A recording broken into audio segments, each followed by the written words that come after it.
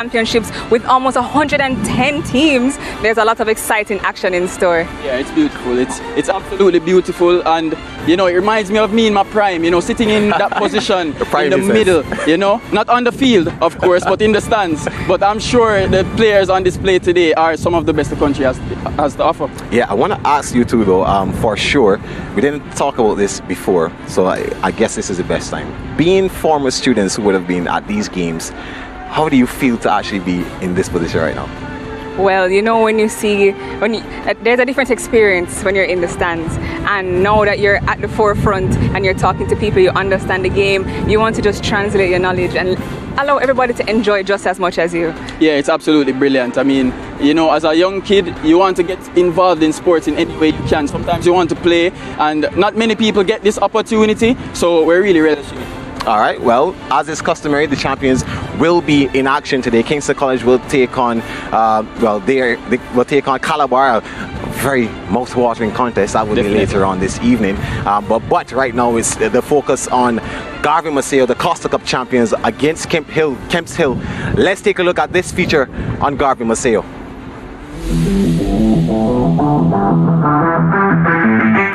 Garvey Maceo High School from Clarendon. They are the toast of rural area schoolboy football in Jamaica. They are your DaCosta Cup champions. Last season, Garvey Maceo High seized the DaCosta Cup silverware with a stunning 5-goal victory against the Manning School. But as Coach Maron Gordon explains, being center stage often comes with a mixture of attention. I think, you know, the bullseye is on us. I think the boys they know that, and we start the preparation of the season, you know, knowing that, you know, I think we have to be tougher this year mentally than even last year. But at the same time, you know, I always tell the players, you know, let us just start over. Don't think of it as, you know, trying to win back a title, but think of it as trying to win a new one. Yet starting this new season comes with a new challenge. The loss of Garvey's assistant coach Dane Chambers. Chambers, who subbed in for Gordon when his role as Reggae Boys' assistant coach required his attendance, was instrumental in the Cubans' 2021 campaign.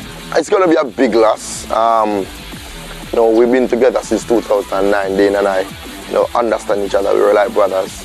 You know, he migrate now, but at the same time we have to move on. You know, but I have Coach Dowen Mullins with me, who's been with me here since 2018. I brought in a young coach, Lester Hebert, you know, just graduated from GC Foster, you know, young, green, ready to go. And, you know, I think, you know, we're having we're building a new relationship, and hopefully we can move on strongly.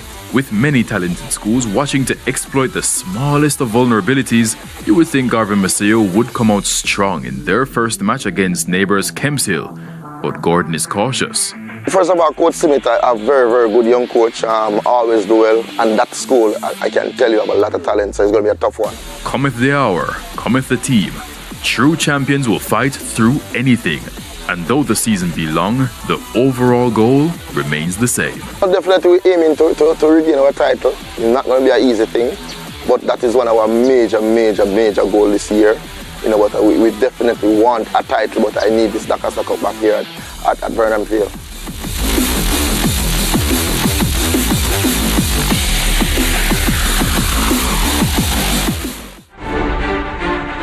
Coach Maron Gordon has a lot to say about his Garvey Maceo team and excited for this season of the DaCosta Cup Championship. I'm here with Akeem Grant, a Kemps Hill supporter. Akeem, you're here early in the stadium. It's just 2 o'clock. The sun is very bright and hot. How are you feeling about your team competing against the last DaCosta Cup champions? Them training well hard and doing well good at the training, and them want food overall because they try them best everything, so yeah. Well, Akeem believes that Kemps Hill tries their best every time they're on the pitch, and let's see if they will try their best today in this opening game of the DaCosta Cup Championship. Let's toss the feature of Kemps Hill.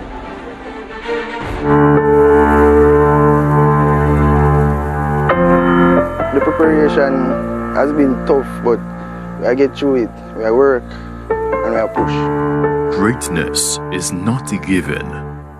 It must be earned. And the path to greatness is sometimes winding and rough.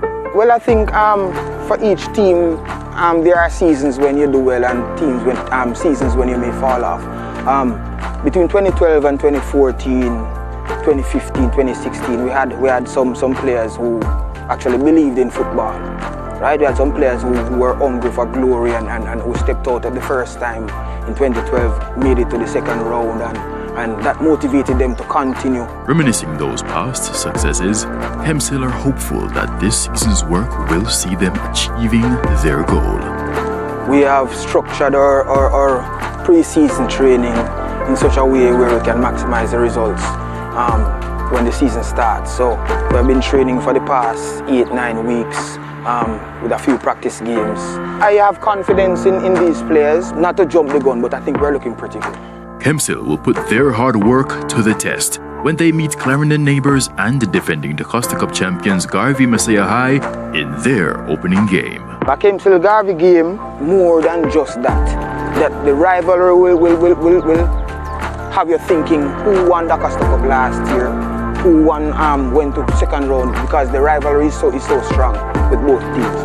As for our team, it is very serious because it is our time to really come out of the blocks. And we've been in the blocks for like 4 or 5 years, and we have the vision now, thanks to the support of the principal and the chairman. We are putting an excellent program, so it just takes time for us to see how it works. We are ready to celebrate already because our boys will be taking it. I know Garvey is a tough team, but we like the challenge and we're up to it.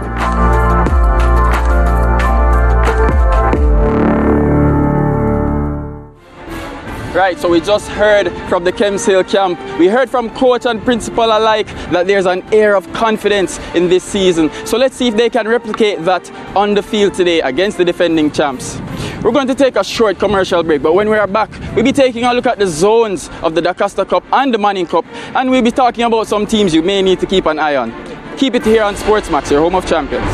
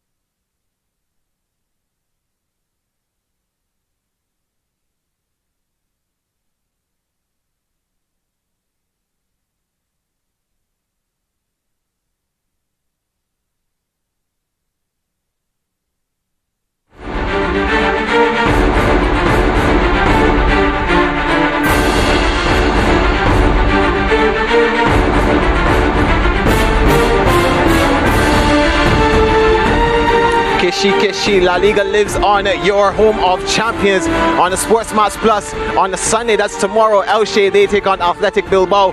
That game will be at 9:15, 10:15 Eastern Caribbean time. And the second game of the day that will be on SportsMax 2, Getafe, they take on Real Sociedad at 11:30 a.m., 12:30 for the rest of the Caribbean. And we close it off with Real Betis taking on Villarreal. That game will be at 2 p.m., 3 p.m. for the rest of the Caribbean. Welcome back to Sabina Park for opening day of a new ISSA Schoolboy football season, the 105th season of ISSA Schoolboy football in the year 2022. 7 years ago, we would have done our first broadcast on this date. And of course, 7 years later, we're here and ready to go once again. And of course, we are back to regular programming in ISSA Schoolboy football. 81 teams contesting the DaCosta Cup this time round instead of 52 that we had last season, and 36 teams up from the 22 that we had last season in the Manning Cup. And let's take a look now at the Manning Cup zones and see some teams that we need to look out for. Zone A, Zone B, we have the defending champions, Kemps Hill College in Zone A. Zone B sees Jamaica College, who are 30-time champions, looking to get back 31, well, get to 31 after and make up for what happened last year when they ended as runners-up. Let's not discredit Zone A. We see St. George's College back in the picture with Coach Neville Bell, and I think that they will put up a tough fight and move on to the next round. Not to ignore Zone B, seeing St. Catherine High, and they are current holders of the Walker Cup. So it is we cannot discredit a St. Catherine team at all. I think Zone C looks a little bit interesting. Bridgeport, Charlie Smith, Tivoli Gardens, who would have made it through to the quarterfinals last season but then were disqualified. That zone is one that we definitely need to look out for. I can't really see clear winners in that one. Let's not discredit Zone D with stats. You know, there's a lot of emotional ups and downs with stats last year with the passing of the late Omar Leng. Yeah, and his brother is still there, so I'm sure that they will want to prove a point after reaching so close yet so far last season in the Manning Cup competition. Yes, and it's no mistake. Zone A is definitely the group of death. Definitely. Definitely. Arden High, Calabar, Kingston College, Georges. It's hard to pick a winner from that one. But we are being prompted to talk about Mona. Yeah, definitely. A well-coached team, you know, their tactics are very sound. Definitely to look out for Mona. Yeah, so let's head over now to the rural area schools, the Costa Cup, and they have 81 teams, as I mentioned before. Zone E automatically just jumps out at me. BB Court High, Monroe College, Stets, Lacovia. It's hard to pick a winner out of that one. Who goes through? I totally agree. I think it's the big battle of this competition. Let's also look at Zone D with the Manning School making it to the DaCosta Cup finals last year, even though being beaten by Garvey Maceo. Let's see what they have in store this year. And looking at Zone A, we have Cornwall College and ever present in the second round. Can they put another title run together and maybe challenge for this time? Let's continue looking at these teams, of course.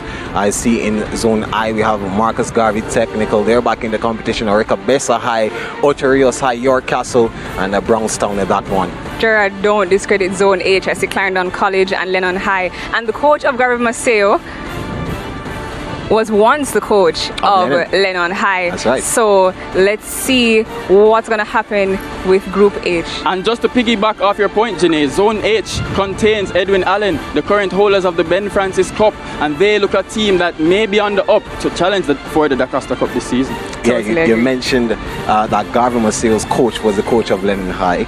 And that's where he was known as a female coach. Yes. But now he has a title at Garvey Maceo, who are in Zone N, and they'll be looking to top this zone once again. And Kemps Hill they were at the bottom of that zone last season, and I'm pretty sure that they would want to make a better showing of themselves this time around. And let's look at the head-to-head now between these two teams in recent times.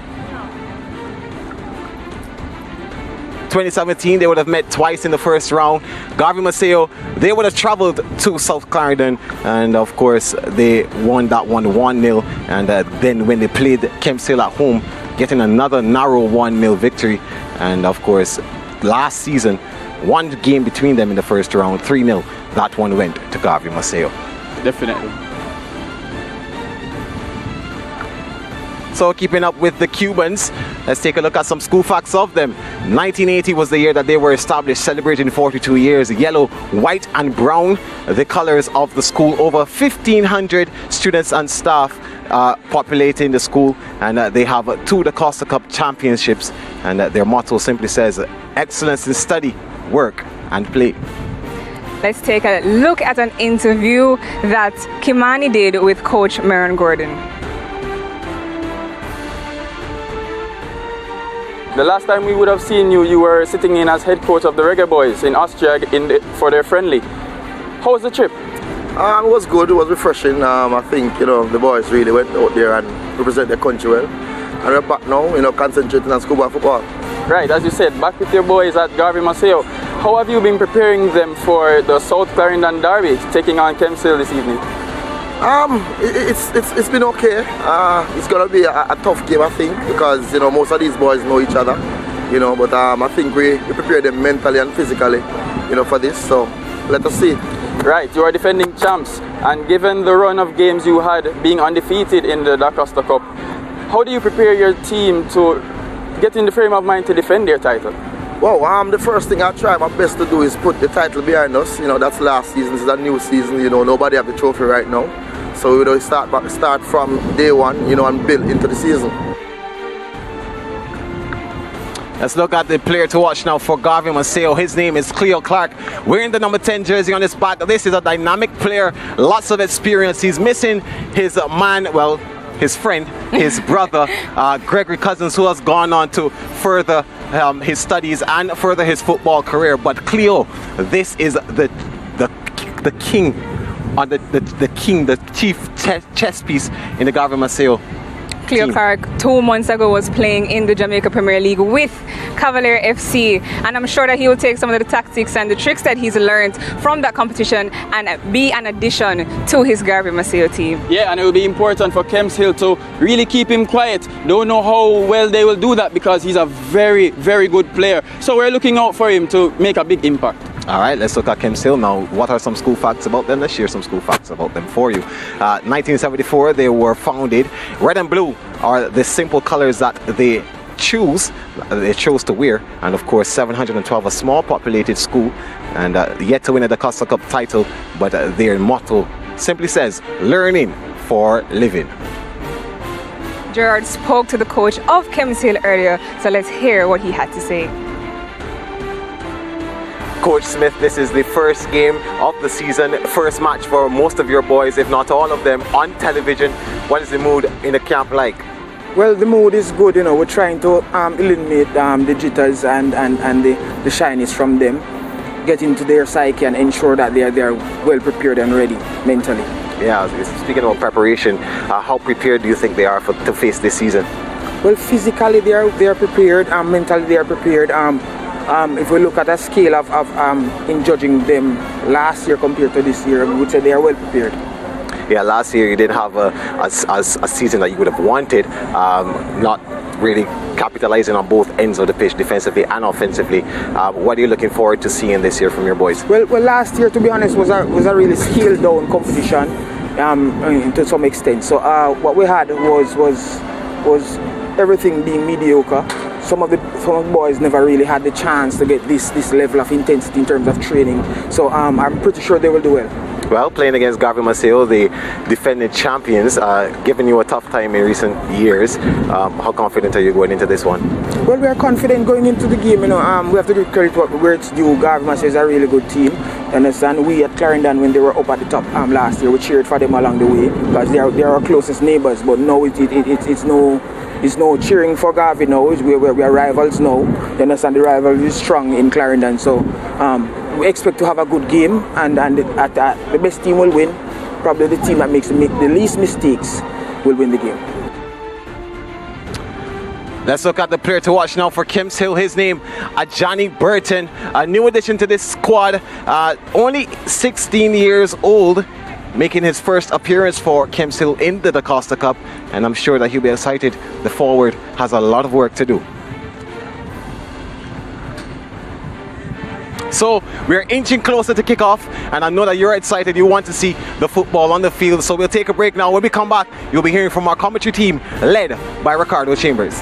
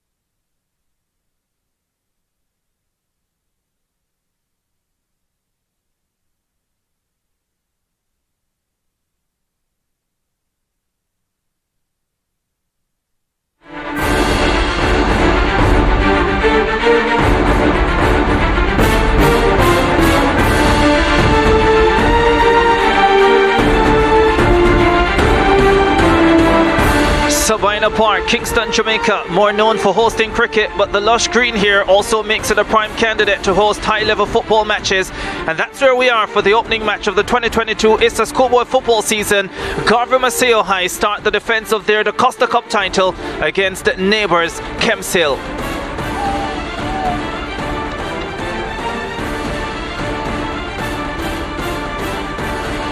Garvey Maceo boys getting ready for battle. Decisive in their championship match last year against the Manning School. Kemps Hill joining the party on opening day. Ricardo Chambers alongside Dwight Jeremiah as we get ready for the start of the opening match of the 2022 season here in Jamaica. Yes, Ricardo, you spoke about we were at the Mecca of cricket in Jamaica, and Garvey Maceo, will feel happy and comfortable to be here. They did win the Italy Cup in 1991 and 1997, so you feel the comfort level for them will be good, and many expect them to get the better of this Kemps Hill team.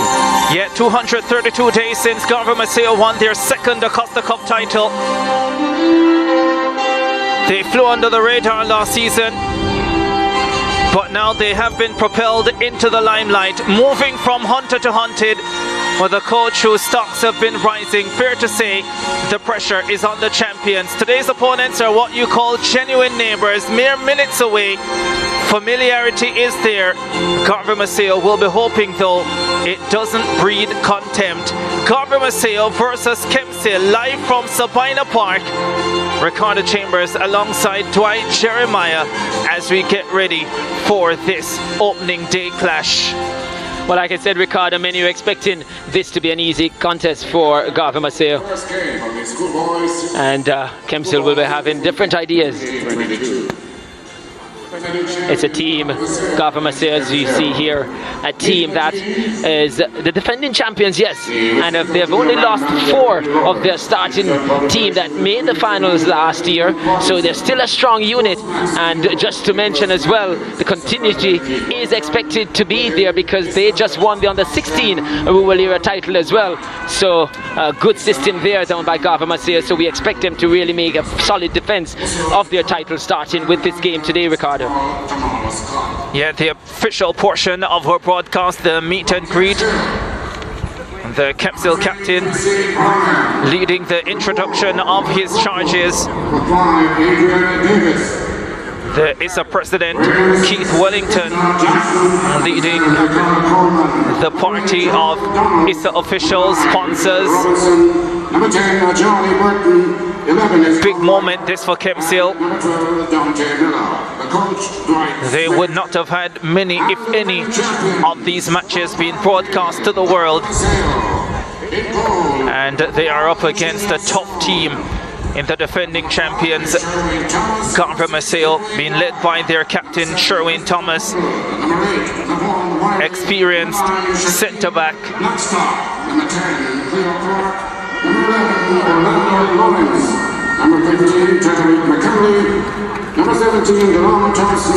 Christopher Mason to lead the officiating party, Keone Denton and Joshua Jackson, his assistant referees.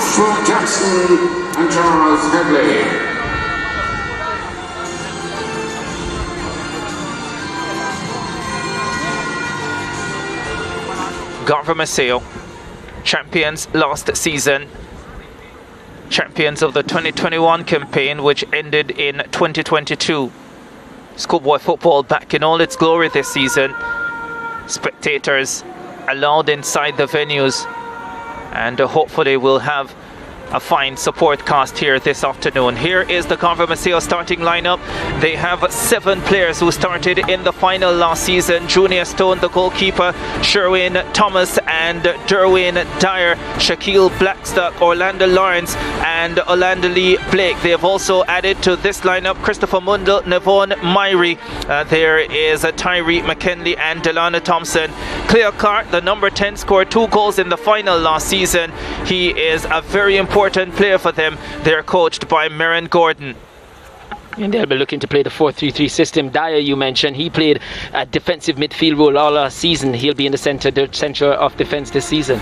Here's the Kemps Hill lineup. Raheem Reed will be in goal. Kwesi Bryan, Robert Crawford, Adrian Davis, Christoph Johnson, Ricardo Coleman, Jerome Donalds, Richard Robinson, Ajani Burton, Conroy Burke and Dante Miller. They're coached by Dwight Smith. He's been there since 2012, and in many ways this is an inexperienced Kemps Hill lineup. A few of them in their second seasons, but most of them parading on this stage for the very first time.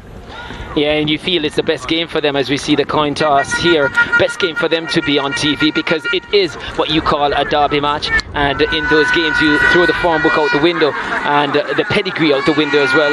It's about who wants it most. So maybe for them today, perfect game to be on TV. Well, let's see how it will all pan out as we get closer to kickoff in the opening match of the 2022 Schoolboy football season in the island of Jamaica. As well, we do expect the Kemps Hill team to be playing a similar system to Garvey Maceo. It's a 4-3-3, but you get the feeling that it will morph into a more of a 4-5-1 with the wide players dropping deep and tucking inside to nullify as much as they possibly can this Garvey Maceo team. As we said, 7 players out there that started the finals last season. Had an unbeaten season last season, Garvey Maceo. 12 matches, 11 wins, 1 drawn result that came against St. Elizabeth Technical in the quarter-final round.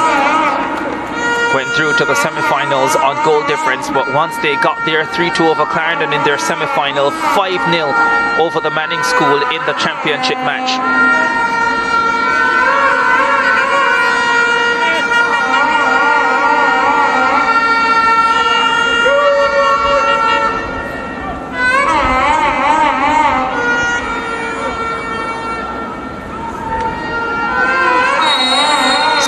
football in Jamaica is back. Garvey Maceo versus Kemps Hill, the opening game of the DaCosta Cup. The champions in yellow, Kemps Hill in red and blue.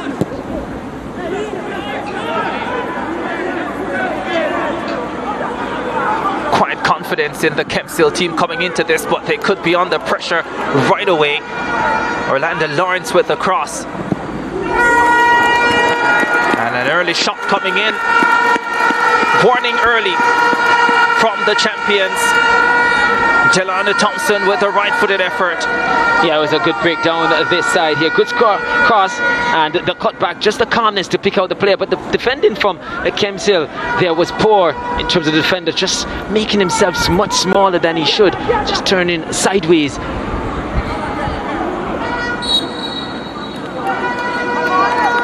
But that's what Kemps Hill will want to do to ensure that they stay into this game as long as possible. I was having a chat with Maran earlier, and he feels because of the closeness and the rivalry, he has to get this job done early. The longer it goes on, he feels Kemps Hill can be a wily customer, and as such, no wonder we see Garvey going on attack pretty early.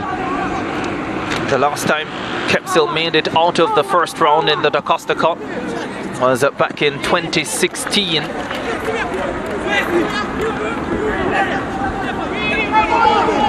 But they feel that this season they have put together a cast that can be competitive. Really struggled last year, conceded 16 goals, scored 3. Lost 4 of their 5 matches. And not a record that would breed a lot of confidence, but it's a new season and Garvey themselves have not won a game yet, just as Kemps Hill. Garvey Maceo on the attack once more. Orlando Lawrence finds Clark. Clark's pass is intercepted, and Kemps Hill trying to go forward with Ricardo Coleman. He loses possession. Big distinguishing a difference between these two teams, Ricardo, just the size of the Garvey Maceo players, not just in terms of height, but just bulkiness, seem to be bigger and stronger. Kemps Hill on the attack. Don't think that shot was on. Not at all. Quite ambitious to try and get past Stone from that distance. Stone very experienced. There's the Garvey Maceo coach, Maran Gordon, also a national assistant coach, interim head coach in recent times as well. Started his career as really a female dominant coach, started the transition in around 2010, actually got to the DaCosta Cup final with Lennon in 2010, lost to Rassis, a controversial added time goal. And if there was ever a hand of God goal in Jamaican high school football, then that might be it. Yeah, I did talk about that before. Many persons said that cup should have been brought back. It was Anthony Walker who, with that hand goal for Rassis, Maran at that point was very upset over it. But yeah, there's many says it's the worst title Rassis have won. Yeah, after the match he said that everybody inside the stadium saw that it was a handed ball except the referee, but that's how it is. And he was the crucial person who should have seen it. Yeah. But Anthony Walker will tell you he did bring a title to Rassis. Won the Ben Francis Cup. Them a title. Won the Ben Francis Cup in 2016 with Lennon as well. Here's an opportunity. Oh, that's gone crashing off the crossbar. Blackstock with a right-footed effort. Shaquille Blackstock, that was close. Let that be a warning. Now Kemps Hill down the other end. This is an opportunity. It's Sabina Park, but it's not the sport for that. Yeah, I felt it was a missed opportunity here. Conroy Burke was free on this left side, and that pass should have picked him out. And I think that's what Kemps Hill will have to do much better at. It was a good counter-attacking play from that shot from Blackstock, and they should have made that one count, at least test Stones. Opportunities seconds away.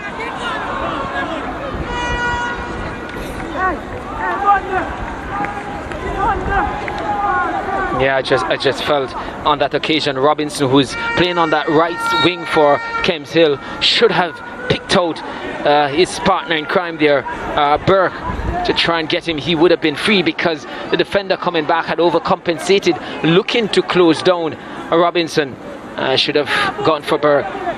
Yeah, the 18-year-old Richard Robinson did score one of their 3 goals last season, so looking to open their account this campaign as well. Unable to put away, or at least test the goalkeeper from a good position. There's the head coach of the Kemps Hill team, Dwight Smith. He's been there since 2012, had a really good period, 2012 to 2016, where they got out of the first round every one of those seasons, including a quarter-final finish in 2014. But since then, it's been a real struggle for the Kemps Hill fraternity, and they're looking to turn that around this season.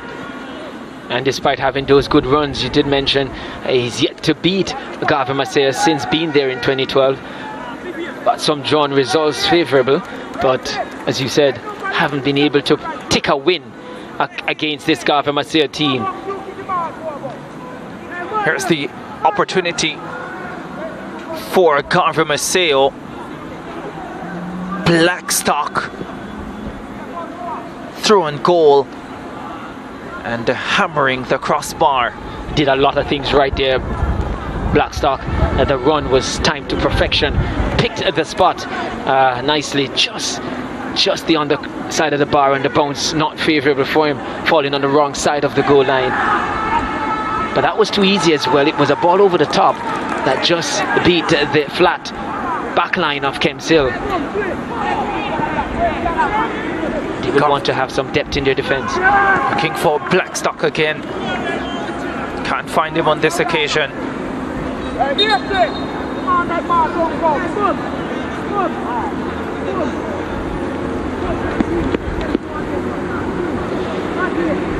But as we said, we see a player down for Kemps Hill there.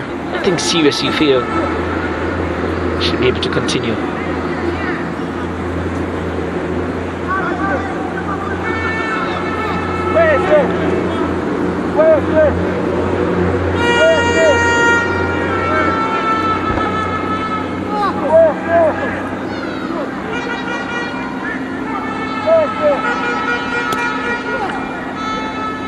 So this man's team, he was away for a while in terms of a lot of the preparation. He said his very able staff was in place taking care of his team. Don't look so smooth at the moment, but you expect that in the opening game. Maybe a goal or two will settle them down, but he says their physical state he's quite comfortable with.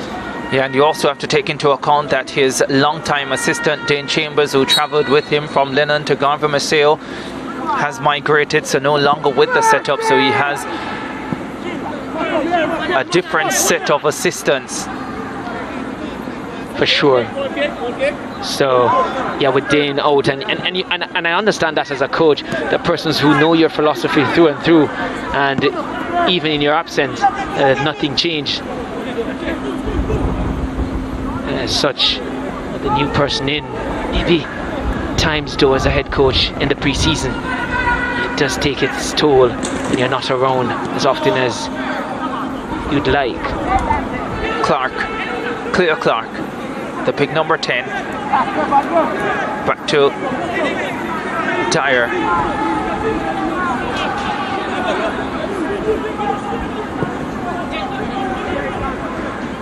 Mundell slips it forward.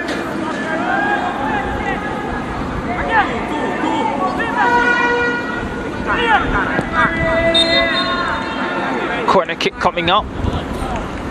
No, it's actually gone the other way. Goal kick. And even in the duels, as we take a look here on the tactical board, just keeping it out to the sides of the cameras.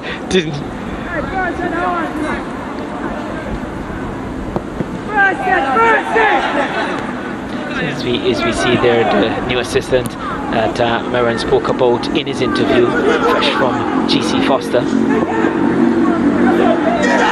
but as we saw on the tactical board, as we did mention, you saw it? Yeah, I did.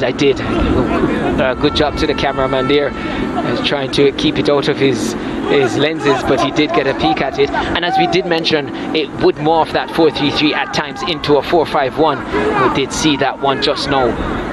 Well, the new assistant coach has messed up already. Garvey Maceo on the attack. Landon Lawrence. Oh, has one man beat. Finds Clark. Clark on the left foot. His shot is blocked.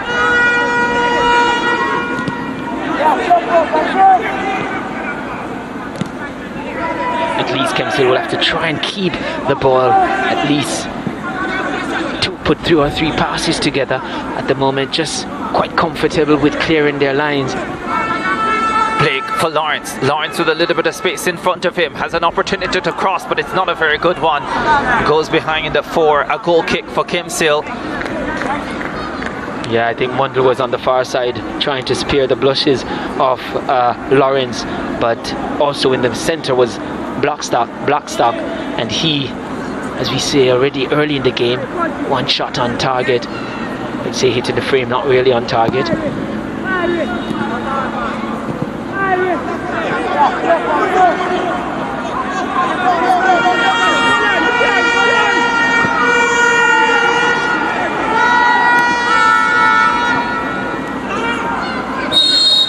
Free kick coming up for Kemps Hill. Conroy Burke, the 18-year-old, taken out.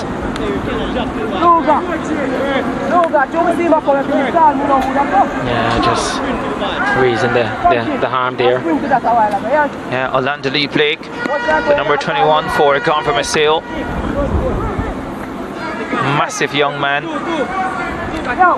He would be one of those players who are new to the starting 11.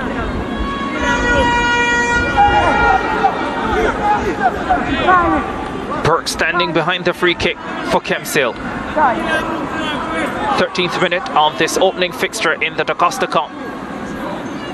You get the feeling this is a route for Kemps Hill that they would have practiced a lot on. Burke probably needs a little bit more practice. That's high wide. He'll probably take a little out of it. That was way off target. A lot more practice is required for that one. But in a game of this nature, you feel set pieces will be one of the main routes for Kemps Hill to really hurt this Garvey Maceo team. And you think more has to be put into those set pieces when they get them.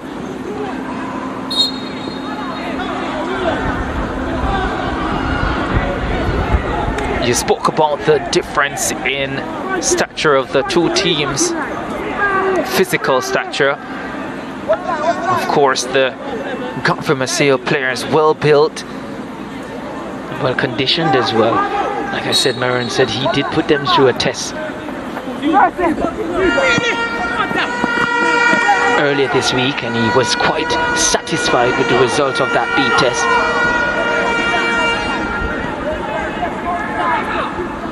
Garvey Maceo on the front foot again. Mundell, good defending. Mundell gets it again, has a lot of experience. Christopher Mundell, 17 years old, but he's already playing in his 4th season. Yeah, looking to make himself a regular starter because he has picked up one of those positions that has been vacated by the movement of the 4 players out. Yeah, he has come through the system, Mundell, playing at the under 14, under 16 levels, and just being taken off the ball there by Dante Miller.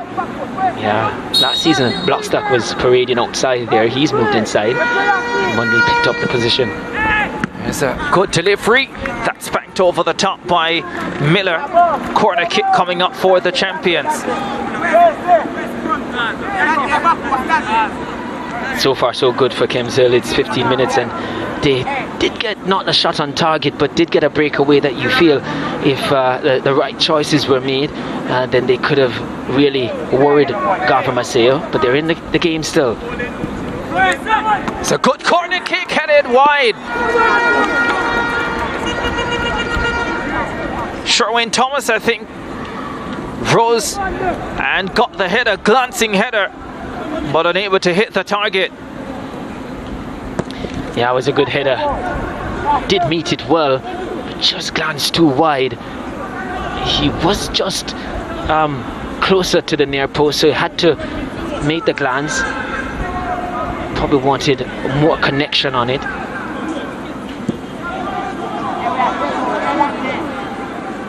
But they do have the height advantage, you feel, over this, and strength over this Kemps Hill High team on those corner kicks. Garvey Maceo has dominated possession so far, but unable to get the breakthrough just yet. Burke for Kemps Hill. Blake not giving him the room or the space with which he wants to operate. Has been taken out a couple of times already. The number 11 for Kemps Hill. It's a big mismatch, you feel, against Blake, at least in body size. But he seems to be a confident boy. Burke.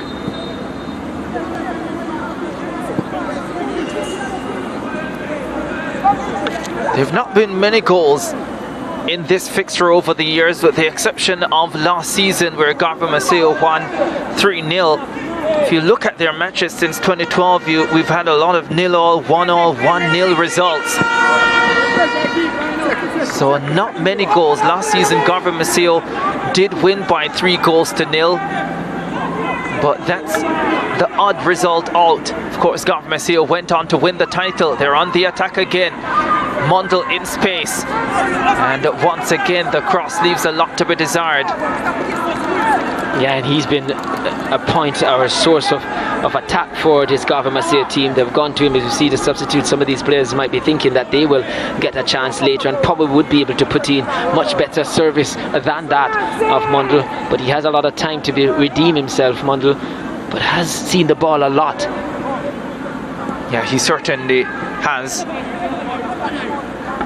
So too Orlando Lawrence over on the right side. Here they come again, Garvey Maceo. The champions looking for the breakthrough. You speak about Lawrence, and we just see a sequence of play. This Garvey Maceo team uses the wide attackers a lot just to get the width. But their sequence, we saw Lawrence tucking inside, and that gave the cue for Blake to go forward. Was in a very advanced position, but that was only afforded because Lawrence went inside, and that's something you feel coming off this training ground. It's a sequence of play that once that movement from Lawrence will trigger a lot of other movements, so we'll look to see this Garvey Maceo team progress with those sequences. It should be about a 1 hour 15-minute journey from Garvey Maceo to Sabina Park. Or is it a little bit longer? With the highway, yeah, probably a little bit longer. Haven't taken it in a while. And I'm pretty sure my journey is a lot longer than that, coming from Trelawney.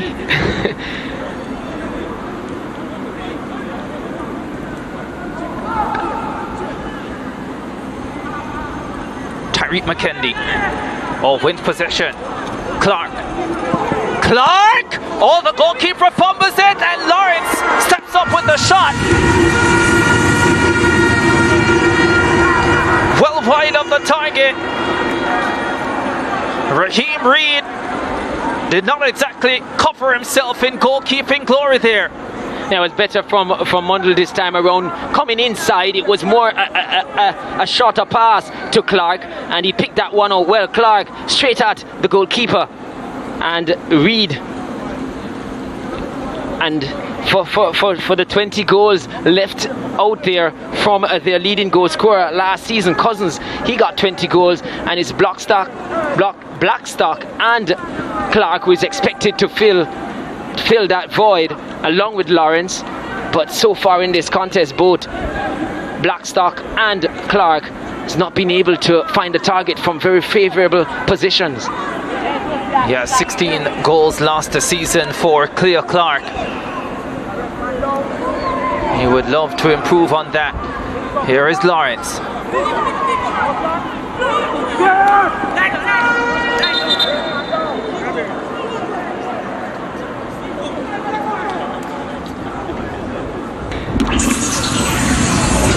Clear down for Kemps Hill. Richard. Yeah, I felt just coming to the back of him was McKinley. Yeah, Richard Robinson.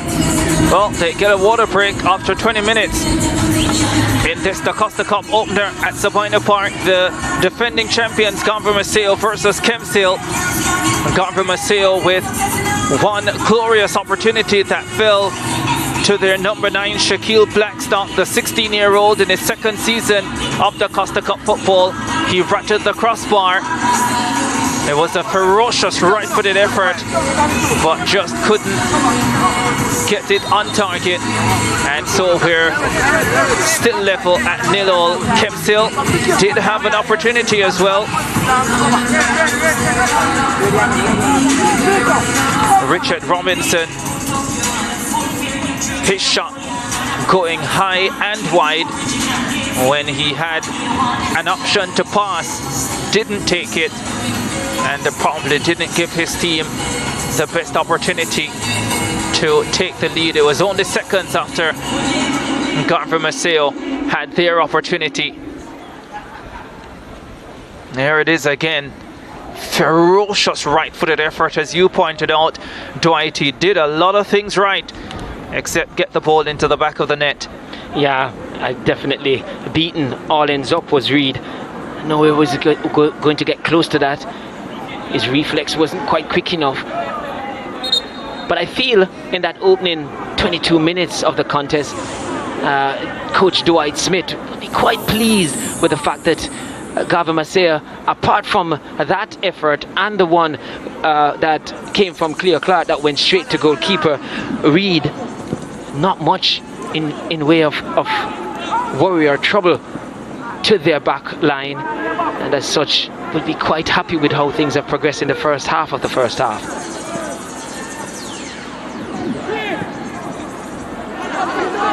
They've struggled to maintain possession of the football, Kemps Hill. I think they would have come here knowing that they would not have the bulk of possession, but when they get it, what they do with it. And we spoke earlier about Robinson with the opportunity to play in Berg. Those moments will count, will matter for them. Garvey Maceo. Oh, they have numbers going forward. Here is Cleo Clark. Cleo Clark on the left foot. Might have gone off the right upright. Maybe it was parried behind by goalkeeper Reed. Yeah, I think it was Reed who parried that one. Good save, smart save, I feel. No, coming off the upright. Have a look here. He was pretty close to it. Yeah, just late. I think he would have been beaten at it, gone the opposite or the inside of that upright. Wasn't firmly struck by Clark. Here is Kemps Hill now with an opportunity to go in front. They do! The champions are behind in the DaCosta Cup opener. Conroy Burke. It was laid on a platter for him, and there was no way he could miss that. Kemps Hill 1, Garvey Maceo 0. Well, we spoke about it earlier in terms, it's a sequence of play. I think it's the same two players involved here. Burke getting the goal, coming across from Robinson, I think. Again, earlier in the contest, he had a similar opportunity to do that. This occasion, he made it right. As we see here, beautiful ball across the box, and you felt he just couldn't miss from that close angle. Might just have been 3 yards out. And no way he was going to miss from there, make it 2 yards out. But that's what Robinson should have done earlier in the contest. And if Garvey Maceo did not take heed then the warning signs really led to this one. Again, a similar break, and 1-0 to Kemps Hill. Well, it's always important to learn from your mistakes. And Richard Robinson certainly did that. Conroy Burke arriving and poking home 1-0. They haven't had the bulk of possession, but they have what matters most, the lead.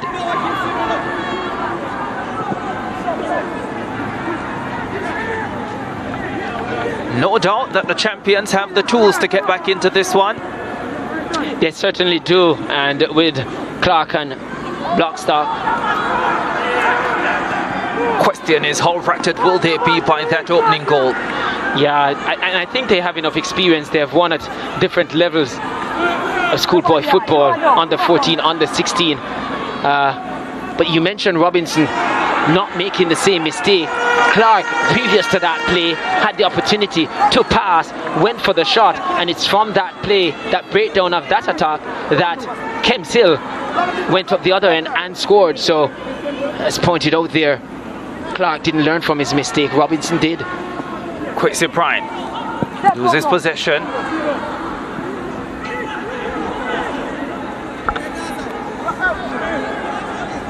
Alanda Lee Blake. It must be quite pleasing, Ricardo, for Dwight Smith to have seen his players really make the adjustment, not seemingly fazed by the occasion. And like I said, it's probably the best game for them to have been on TV. A border clash, one of those things, a derby game, so they feel comfortable in terms of playing. They don't see Garvey Maceo as a defending champion, they just see them as a rival down the road that they want to have bragging rights over. Conroy Burke down for Kemps Hill. A lot for Merrin Gordon to think about. But he's seen many of these games before. Yeah, he would be the first to hold his hand up to say that his charges have not been as smooth and as effective as they have been over last season, but it's the first game, so he would be confident nonetheless. Won't panic because he still have 7 of those title-winning players on the park. Yeah, he sure does, but he doesn't have Gregory Cousins, and what a difference maker he was last season. Yeah, you feel those 2 chances from the one from Blackstock and Clark, Cousins would have put away. Garvey Maceo with Cleo Clark. Finds Lawrence. Lawrence with a lovely cross. And that's spanked over the top. From Mundell. Yeah, I think he was caught in 2 minds, probably deciding to go with the cross or to just tee back up into the box and then probably decide to go at goal. In the end, he did nothing. So the defense of their title, Garvey Maceo, already under threat in the first contest. We've seen this before. I think I remember, might have been back in 2017. I'd have to make a proper check there. I think Cornwall College, I remember, opening a contest the season with a loss. It was 2017, yeah, with a loss to, I think, a lowly placed team in their zone. I remember that team just highlighted, but they went down a goal to nil in that opening contest, Cornwall 2017. Blake for Garvey Maceo.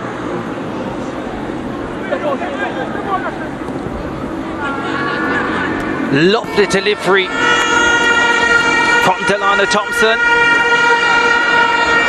The header right at goalkeeper Raheem Reed. Yeah, again, it was Blackstock who's getting a lot of opportunities here, either side of Reed. Maybe to his left would have been preferred. A lot more of the goal was on that side. Didn't pick any of those corners, just straight at Reed. And there again, probably brings back memory of Cousins, that maybe in that case he was quite, position, he was quite deadly. I think it was Malden, I think, that might have beaten Cornwall in 2017 when they came to defend their title. Took you a while? Yeah, I guess no disrespect to Malden, just wasn't in the memory bank right at the front of it. Or it could just be age. I wanted to stay away from that one. As would I. Kemps Hill leading the champions in the DaCosta Cup opener. Coach Dwight Smith took over in 2012 and they have never beaten Garvey Maceo in that time. I think his thoughts will be far away from that because it's a long way to go in this contest. If he can do something from this corner.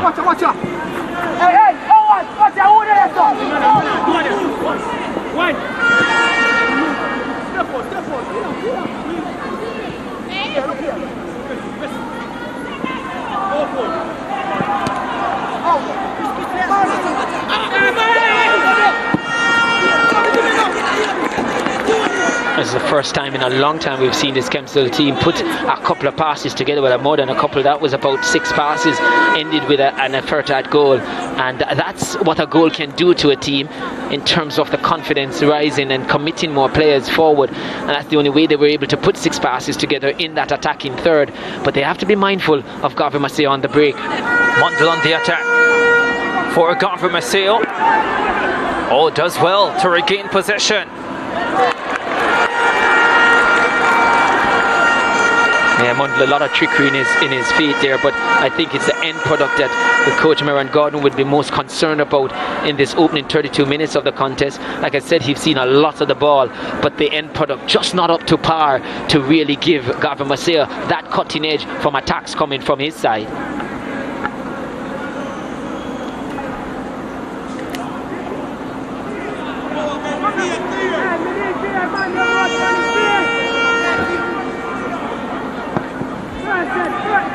Still a long way to go, but it would be a massive victory if they were able to get it this afternoon. Kemps Hill, they have possession again, give it away to Blake.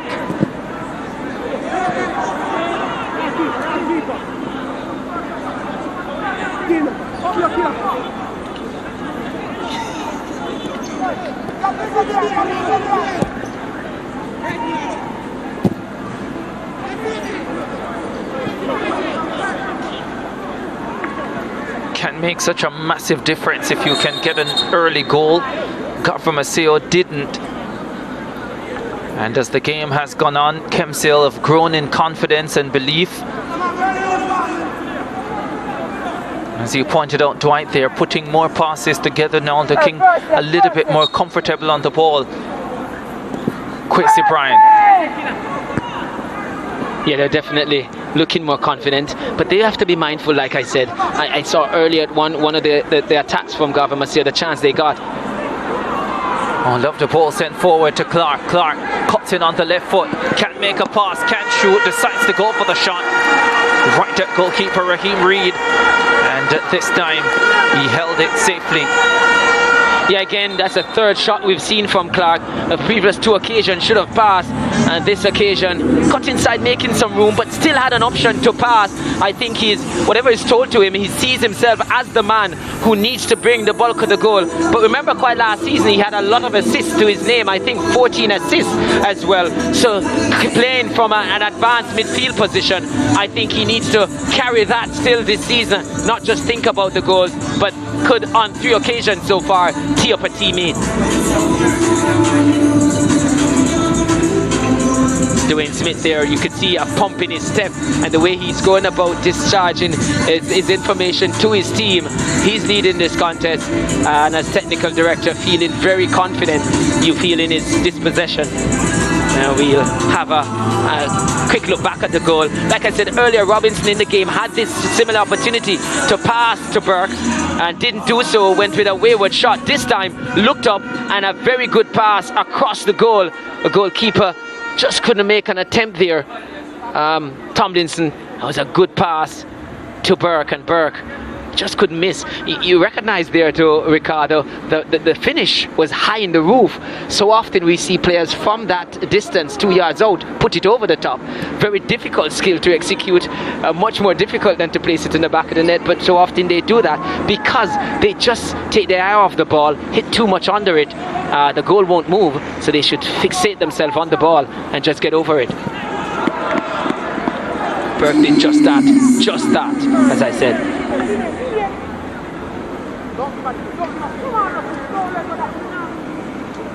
Blake.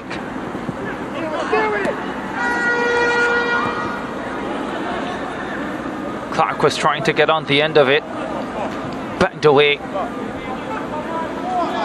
I must say though, if I'm Cleo Clark or Maron Gordon, I'd still believe there's huge opportunities that will present itself in this game, because this Kemps Hill defence line does not look so confident. A while ago you felt he would have just put the side of the boot on the ball and clear it, get some distance and height, but in the end just looked to take it down with the abdominal area, and it was never going to get much distance with that, and was always calling for trouble there.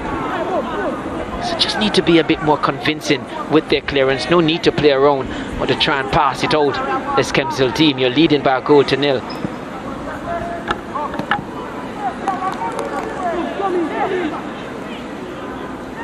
Kemps Hill with Johnson. You don't hold on to the ball for too long. Munda now does well to win it. Picks out Milana Thompson. Lawrence for Clark. The flag stays down. Chance for 1-1. Behind for a corner kick. Yeah, I think it was Myrie who got on the end of it. Clark, for once, his first touch let him down. It just ran away from him. A good ball inside from Lawrence, but there Clark, that first touch just a bit heavy, and gave the recovering defender Brian a chance to make the clearance. It just went across there. And I think it was Myrie in the end who just couldn't get his shot on target quick enough.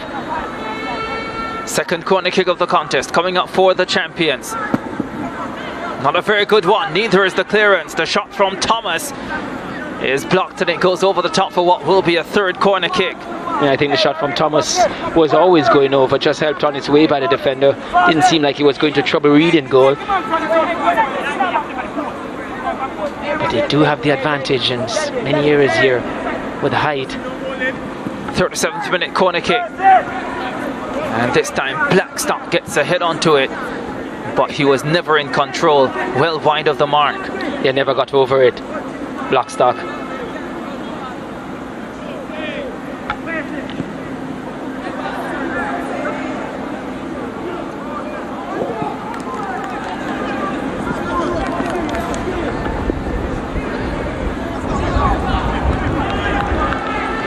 Garvey Maceo didn't have a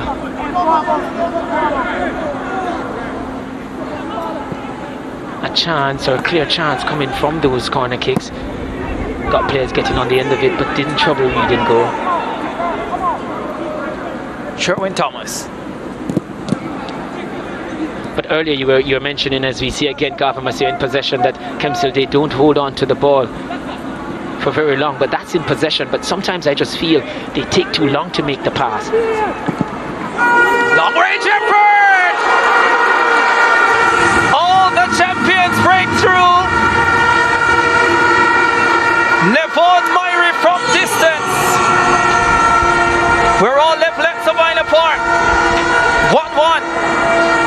Well, yeah, that was Myrie. We said earlier he made a shot on target, was blocked by the defender, but that's a very, very sad way of conceding a goal. Look at it here, just underneath the dive of Raheem Reed. That should have been stopped all day by the goalkeeper. He has made some saves, but those balls, the saves that he has made, has gone straight to him. First time he has had to go in either left or right, and really didn't cover himself in glory. Poor effort from Reed there, and Garvey Maceo has been bailed out, you feel. It's not the first time he's fumbled it this afternoon. This time it has cost his team a goal, and now they have to do it all over again. Yeah, and Myrie was the captain for Veer last season. Made the move to Garvey Maceo in pursuit of winning titles.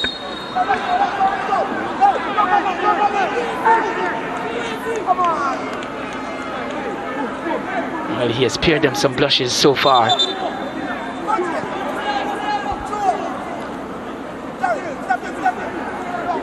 Fortune, they say, favors the brave.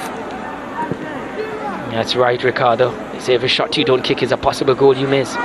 Clark. Oh, Clark has done well here. Great cross.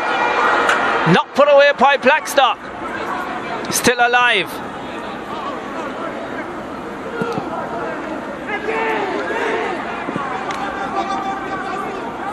And I did say that if I was Coach Gordon, I wouldn't have panicked, because we saw that there was a lot of gap and frailty in this Kemps Hill defence line, including the goalkeeper we just saw just now. Here they come again, Garvey Maceo. Comes to Lawrence. Lawrence for Blake. Blake with a cross. Blackstock, I think, was arriving. Yeah, it was a good movement from Blackstock. I love those movements coming on the blind side of the defender. The defender is facing, looking at the cross coming inside, and in their peripheral vision would not have seen Blackstock. Blackstock, who's coming from behind, and would have just gone into an air of comfort or relaxation, just thinking he's going to get his head on it, and would have been surprised by Blackstock coming around his blind side. Just couldn't make contact. But love those movements from strikers.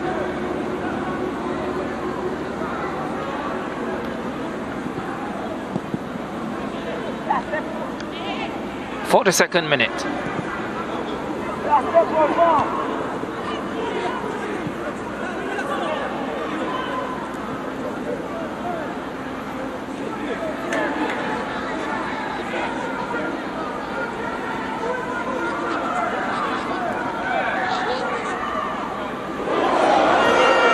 Christy Bryant. Lovely move there. That just put it through the legs. Wins this team a corner. Delano Thomas just got, as they say in Jamaica, a decent salad. Just rolled through the legs there. If I'm not mistaken, I think Thomas is also a cricketer. Under 19, representing Jamaica. Yeah, he is a cricketer. Did play at the under 15 level as well. I think he just came back from the under 19 team as well. Yeah.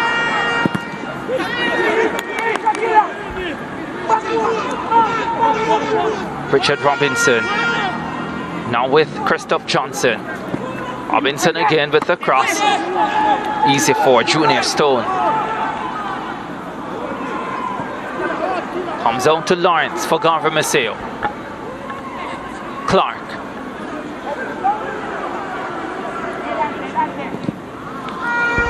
Switches the angle of attack.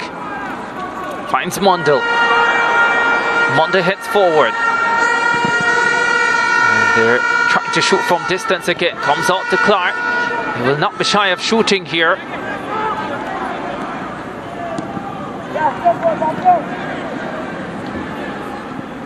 Yeah, you're right, they won't be shy of shooting, having seen what we did on that goal that they got Garvey Maceo. But I think they have to move away from just shooting and looking to finish, because a lot of clear Clark, he has had three shots on goal, and that was straight at Reed, either side of Reed, placing the ball. I think Reed is showing that he's not so accomplished with getting across with quick feet and a good dive. Another corner kick coming up for Garvey Maceo. 44th minute of the contest.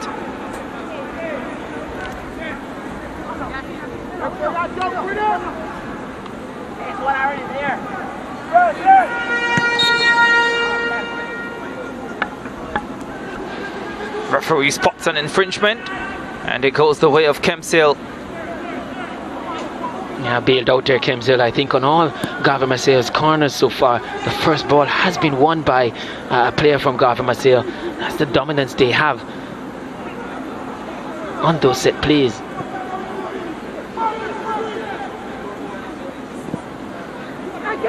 Miller goes long, too long. Yeah, I think he was looking for Burke, looking to go down that channel that they got some joy in this first half.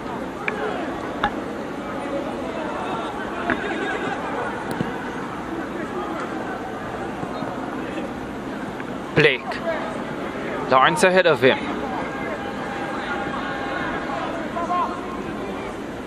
Here he is again, Blake. Decides to go for the cross. Free kick coming up for handled ball, I think it was. Yeah, I don't know. At first sight of it, it looked like the hand was away from that far away from the body, but maybe with the distance that the ball traveled, suggesting that had enough time to take their hand out the way. Tyreek McKinley standing behind this free kick. The 15-year-old steps up and delivers a good ball into a dangerous area. Leaves the Kemps Hill defense scrambling, and they manage to get it away. 2 minutes to be added at the end of this first half. And no wonder we see 11 players for Kemps Hill behind the ball. They want to go into this half-time break on with parity here. Don't want to concede late in this time added on. They need to stay compact, track their runners, the markers, and just regroup and come at it again in the second half, because they're not up against a very fluent Garvey Maceo team. Still trying to put it together. Just the opening game of the season, and you expect a top team like Garvey Maceo with a top coach like Miran Gordon to get better as the campaign goes on. Most definitely. And they did that last season as well. And nothing less is expected of them. Like I said, a lot of pedigree. 7 players on the park who lifted the title last season, who started in that team that went out, that defeated Mannings in the finals, and a lot of players in the squad too, just crowned under 16 champions. Closing moments of the first half. This opening fixture of the 2022 DaCosta Cup. Highest level of rural area schoolboy football in Jamaica. And it's a welcome return to a season with fans coming in and a lot more teams involved. Well, there you have it. The Hunters punched first, and with a little bit of help, the champions punched back. And after the first 45 minutes, it's Kemps Hill 1, Garvey Maceo 1. Burke for Kemps Hill in the 24th minute. Garvey Maceo responding in the 39th minute through their fair transfer, Nevon Myrie. Yeah, quite even first half, you'd feel. And Garvey Maceo not fluent, but able to stay on par with this Kemps Hill team that struck first. But we expect that it will be an even contest in the second half. It's 1-1 between Garvey Maceo and Kemps Hill at half time.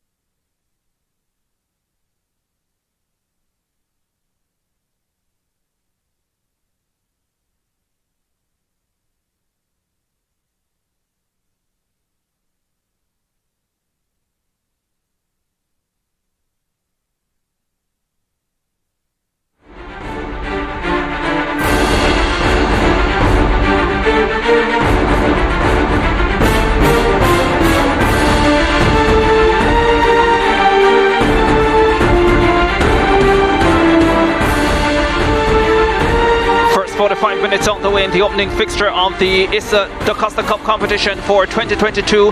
The defending champions Garvey Maceo taking on Kemps Hill. It's 1-1. Well, let's have a look at the first half highlights then.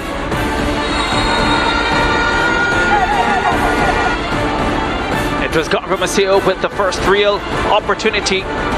The ball falling to their number 9 Shaquille Blackstock, which you will see in short order, takes it down brilliantly, fires a ferocious right-footed effort, but it came off the crossbar. He did a lot of things right there. Yeah, just could not get it on target. This header from Sherwin Thomas, wide of the mark. They kept coming forward. Garvey Maceo, clear Clark.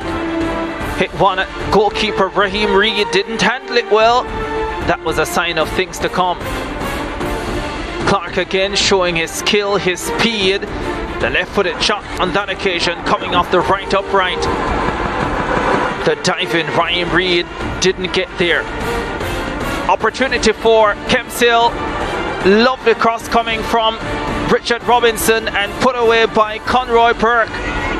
They took the lead in the 24th minute, 1-0. Yeah, it's a good cross into the box, and that came on the back of Clark failing to pass to a teammate in a better position, and Kemps Hill on the break getting the go-ahead goal.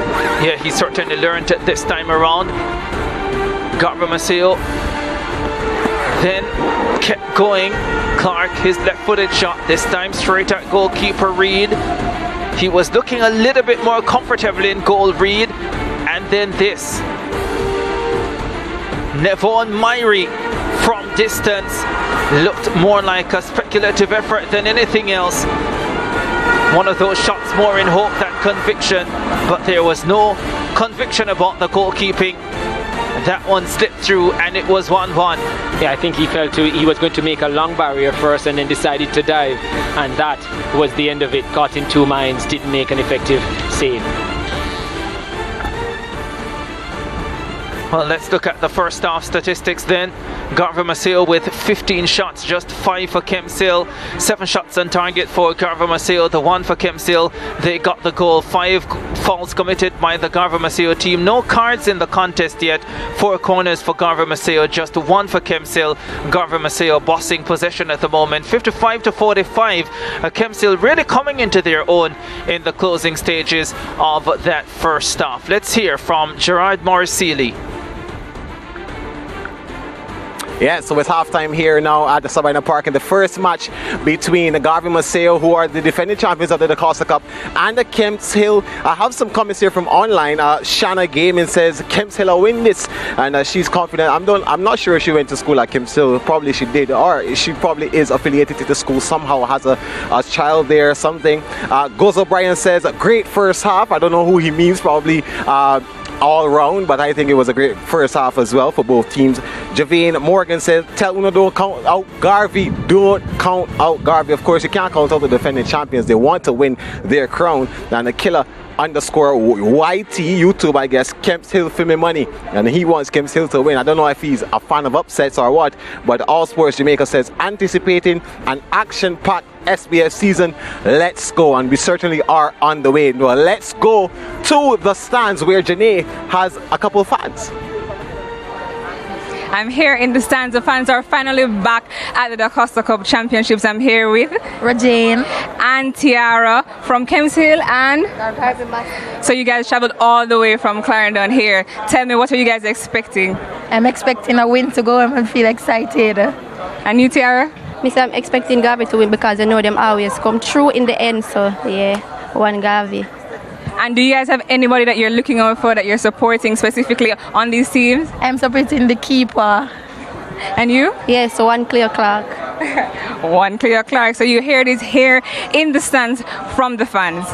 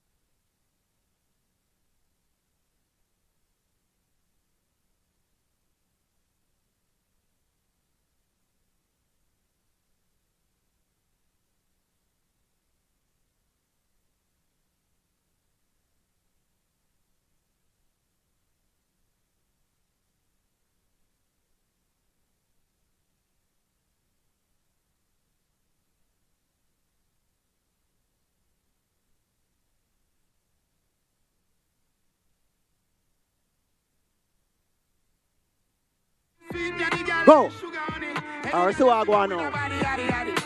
Stamina. Strength.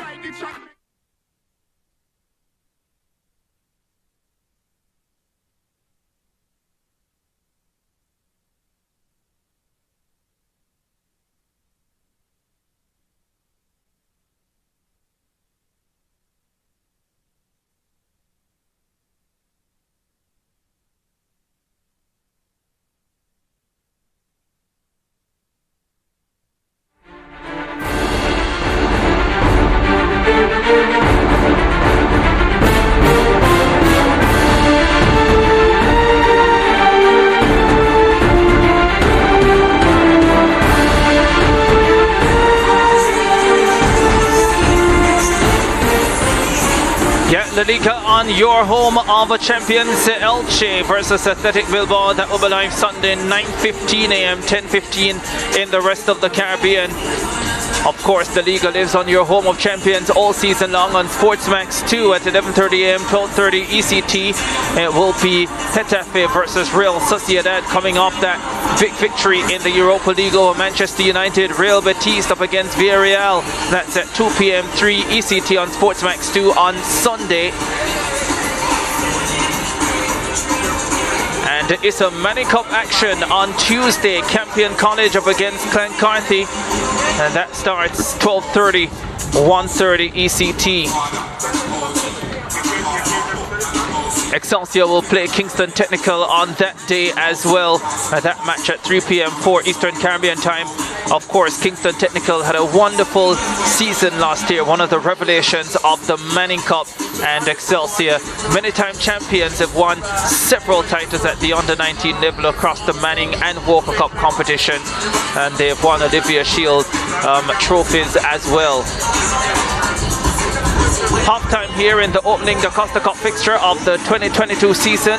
The defending champions Garvey Maceo and Kemps Hill doing battle, and the teams are locked at 1-1. It was Kemps Hill who took the lead in the 24th minute, Conroy Burke, and the response came from Garvey Maceo in the 39th minute, Nevon Myrie.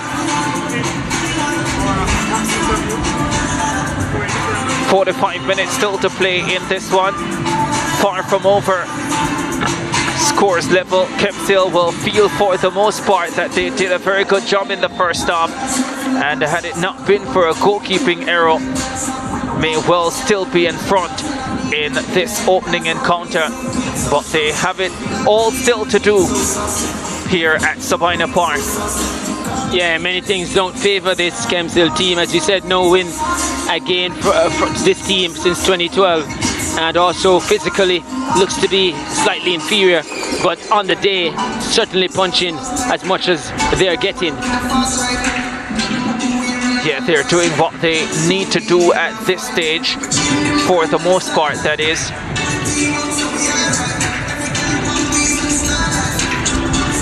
Probably coach Dwight Smith would have had a strong talking to his goalkeeper, who had a couple of fumbles in that first half, one of them leading to a goal, leading to the goal. But they've had a chance to regroup, and it's time to go again. There he is, Raheem Reed. Had a lot of shots come at him. I think what he would do rather than a strong talking to, possibly just to get his confidence up, just reassure him, because it seems like talent-wise he's not so adept as a goalkeeper. So what you want is to ensure delay start here, because Reed's gloves is not on. Second half underway. Ball over the top looking for Cleo Clark, and it runs away for a goal kick. Well, certainly that is planned coming off the training ground, or a strategy just now, right at kickoff, just to go very direct to Reed, to Clark, because normally when the kickoff goes, the opponent tends to come to try and close you down. Reed making a run from deep to stay onside.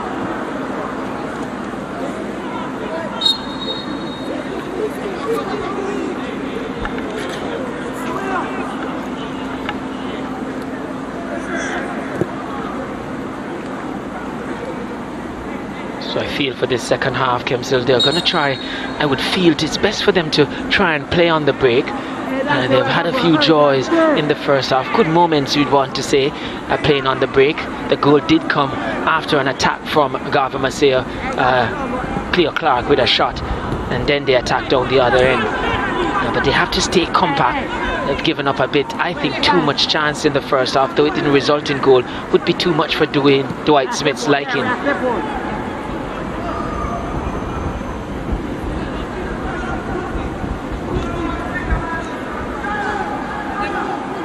Garvey Maceo, though, would feel like they did get a lot of opportunities in that first half. A lot in the attacking third. Just was not sharp enough with their finishing. They were attacking with a blunt knife. Kemps Hill on the attack. The shot coming in from Ricardo Coleman. Took a deflection and goes behind for a corner kick. What will be their second corner kick of the encounter. First of the second half. And that's not a bad attempt, you feel. It's something that they may want to do a bit more. You feel they're not going to penetrate a lot when they come through the middle of this Garvey Maceo defense line, going wide where they got the goal maybe. There's a shot! Oh, that's rifled in! What a start to the second half! Jerome Donalds puts Kemps Hill back in front, and the champions have to chase again. Well, I love that ball because he makes me look like a genius, Ricardo. I just said that's something that they would want to do, shoot from a distance, because piercing this defense from the center of the park may not be something that is going to give them a lot of joy. And right on the button, didn't look to dribble, didn't look to do anything, took a little deflection. As before, I said that's something they would look to do. And right on the button, I said good strike, low, piercing effort, got right over it, knee over that one, and the deflection just going the other way. Stones rooted to the spot, can't react. And with that, it is Kemps Hill leading this contest by 2 goals to 1. They're looking rather confident now, aren't they? They go in front in the 48th minute.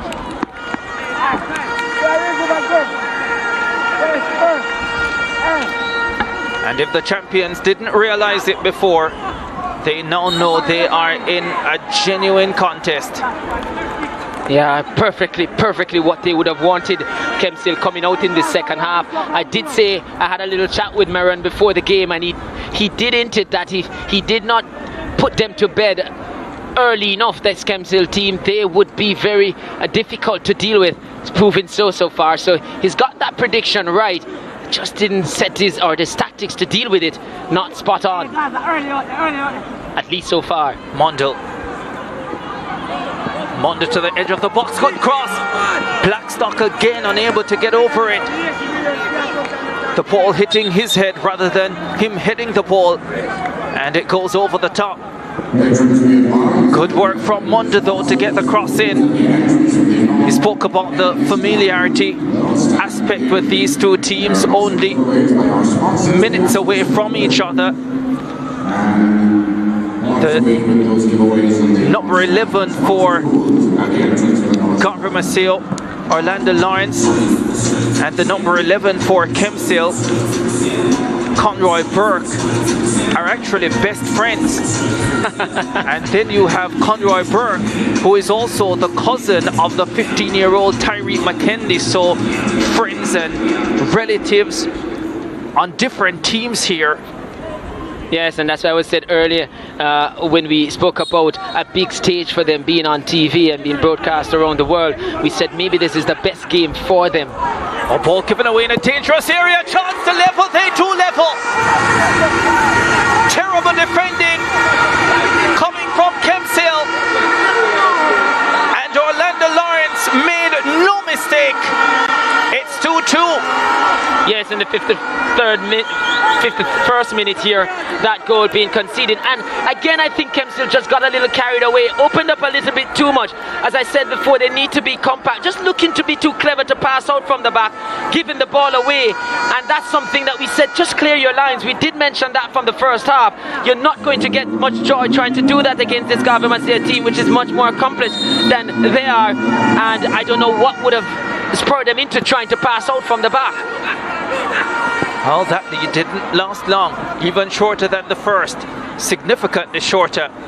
first lasted all of 15 minutes. This one, just 2.5.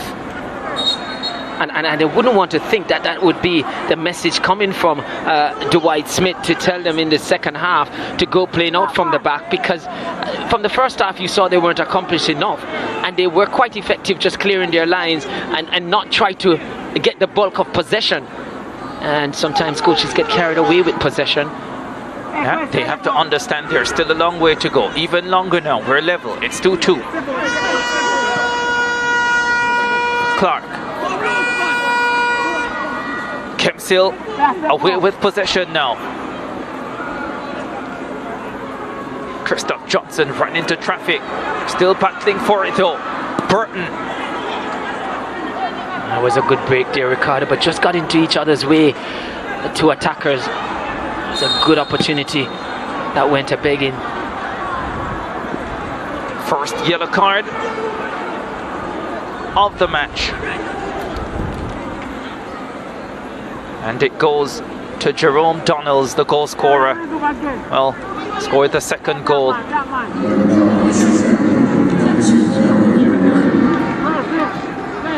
Clear yellow card there.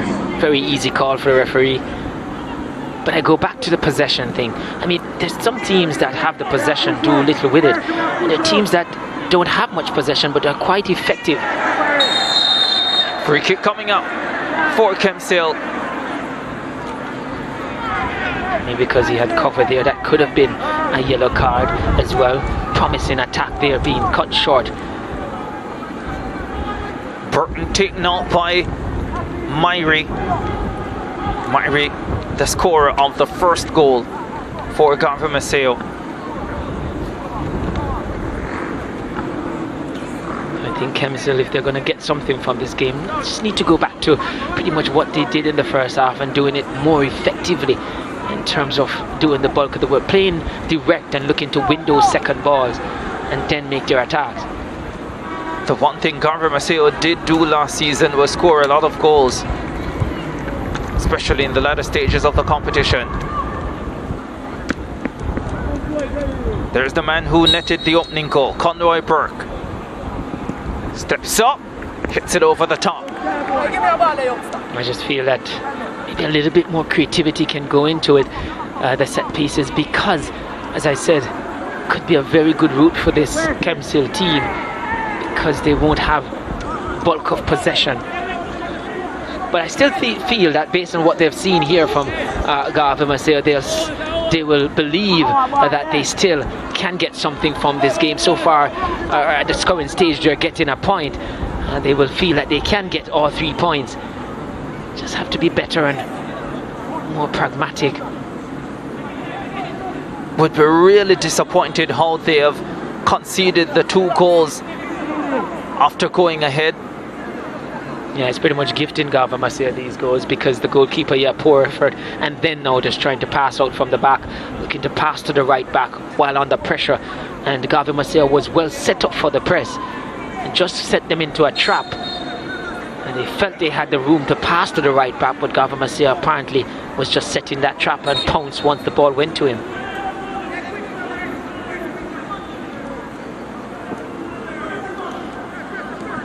Kemps Hill will look to bring some changes in based on the nature of the warm-up. Seem to be intense. Garvey Maceo with Blackstock. Good stop from Raheem Reed. Yeah, good stop from Reed. I felt that's what he wanted to do with the first goal that he conceded, was going down in that manner and then realize it was a little away from him. Once again, Blackstock getting through on goal. Yeah, I think despite their leading, well, they're drawing the game with 2 goals here, Garvey Maceo, their finishing has not been on par. Here they come again. Clark loses out. Robinson loses possession for Kemps Hill. Initially that was a good move from Robinson. I just felt he was tugged a little bit, but in the end probably not enough. Play going down, and he's a big man, not hard to put to, easy to put to the floor. Won the free kick. There's another look at it. Blackstock right at the goalkeeper.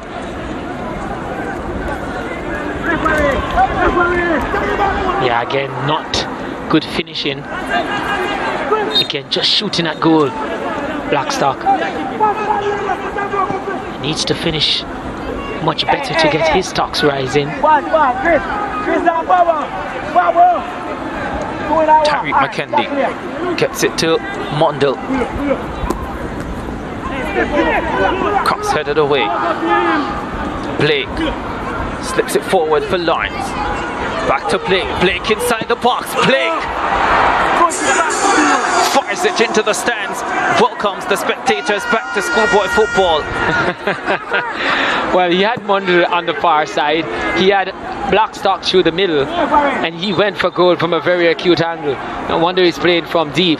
But in the modern game, your fullbacks or your wingbacks, they do provide much better finishing or attempts on goal than that. And I see Marion Gardner demonstrating there that he should have gone for Blackstock or Mundell. Just saw a lot of purple and white in the stands. Kingston College, the defending Manning Cup champions, to take on their arch rivals Calabar. And I know the Kingston College head coach said that this is football and Calabar does not belong in this conversation. Their fans very much out in their numbers already, and there will be more of them by the time we get to 5 o'clock when that match will be played. 2-2 here in the DaCosta Cup opener. I'm pretty sure Calabar would be quick to point out that it's still they have 3 Manning Cup titles, so they belong here. I guess we'll all find out later on. We certainly will. Brian loses possession to Lawrence. Lawrence has Blackstock in front of him. Decides against going for the pass and now gives the ball away.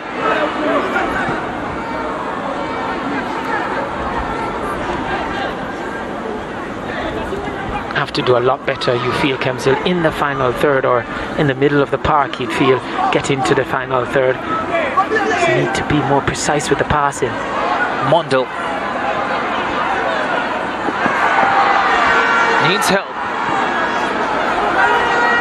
Gets it to Cleo Clark. Cleo Clark chips it inside the box. That's cleared away. Comes out to Robinson. Kemps Hill in possession now, but only momentarily, because Tariq McKendy wins it back. Finds Mondel again. Mondel taking off the ball by Dante Miller. And the free kick goes Garvey Maceo's way. Myrie on the attack again. Garvey Maceo, lovely ball, slips into Blackstock. Not sure he got onto the end of it, Blackstock. Goal kick coming up for Kemps Hill. I think it was poor defending there from Kemps Hill. The number 4 there, Crawford and Davis, his partner in crime. One should not have allowed that ball to come across, which was Crawford. Davis allowed Blackstock to come around, and no way he should have gotten around him there. Almost got on the end of it. Just too easy. And that's why I was saying earlier that Garvey Maceo, Marion Gordon wouldn't be so perturbed. They know that they will get a lot more chances in this game. Approaching the hour mark. 2-2. And Garvey Maceo fortunate to be on level terms, you feel, based on the quality of their finishing. The fact that they were gifted 2 goals. One was wrapped, the other one was just put down for them to pick up.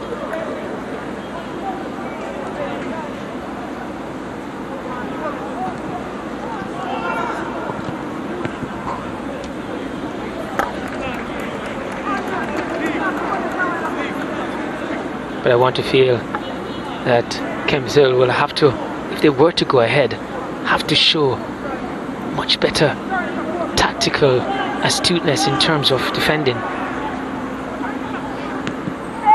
Myrie with the clearance, comes on to Blackstock.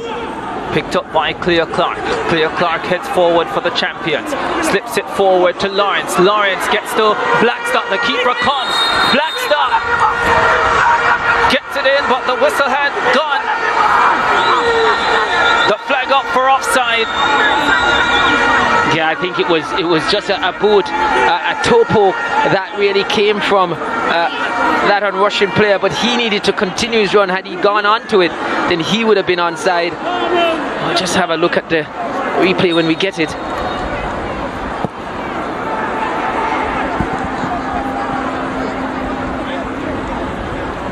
I think the assistant referee got that one right.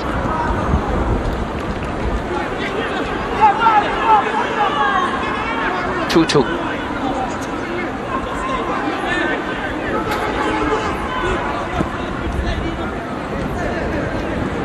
Johnson for Brian.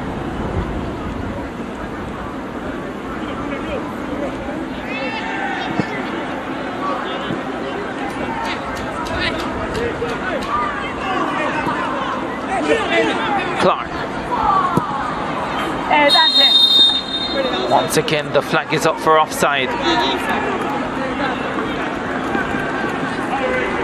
I think Garvey Maceo is getting forward with ease and regularity now, and this man may need to make some changes to his team. Yes, he's summoned 2 players, because I think some of his players out there might just be running out of steam.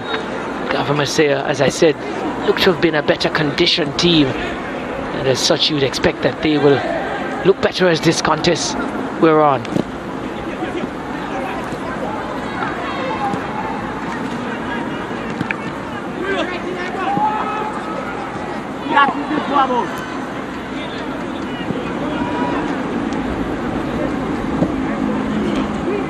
Clark does well. Picks off play. Lawrence. Blackstock waiting inside. The attempt at a clearance. Not clean. But easy work for goalkeeper Raheem Reed. Garvey Maceo getting ready to make their first change.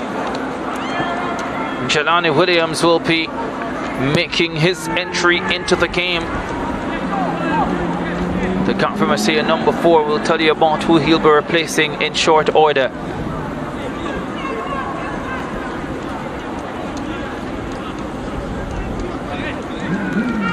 Like I said, not surprised that they are going to make a change as well. Probably looking to press home the advantage that they've been having in the last 5 or 10 minutes.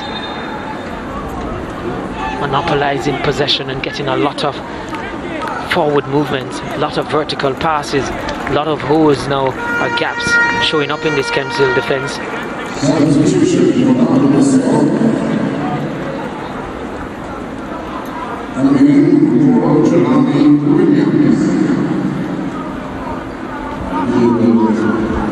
So Jelani Williams replaces Shaquille Blackstock.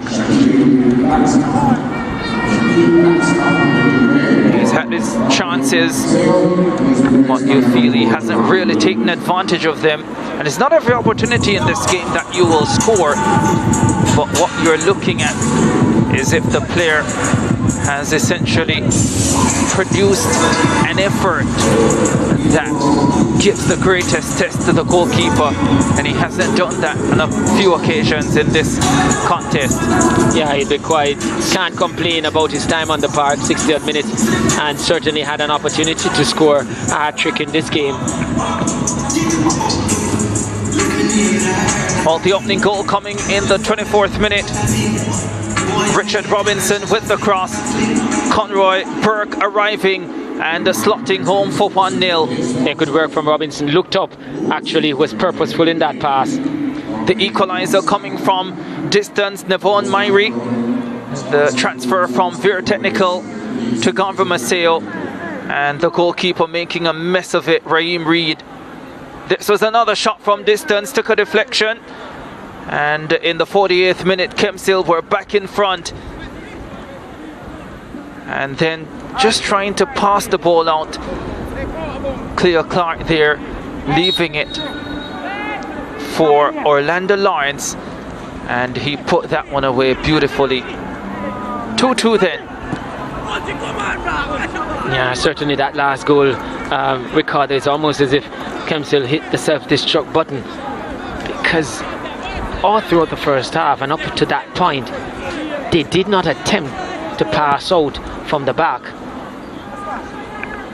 But we see them coming in the second half, looking to do so. On that occasion, was punished for doing it, and again just now on this play, looking to pass out. And for a moment there, Miller was saying, but I was told to go high, you were going to go long, and then you passed to me at the last minute. Certainly they're not comfortable playing out from the back, this Kemps Hill team.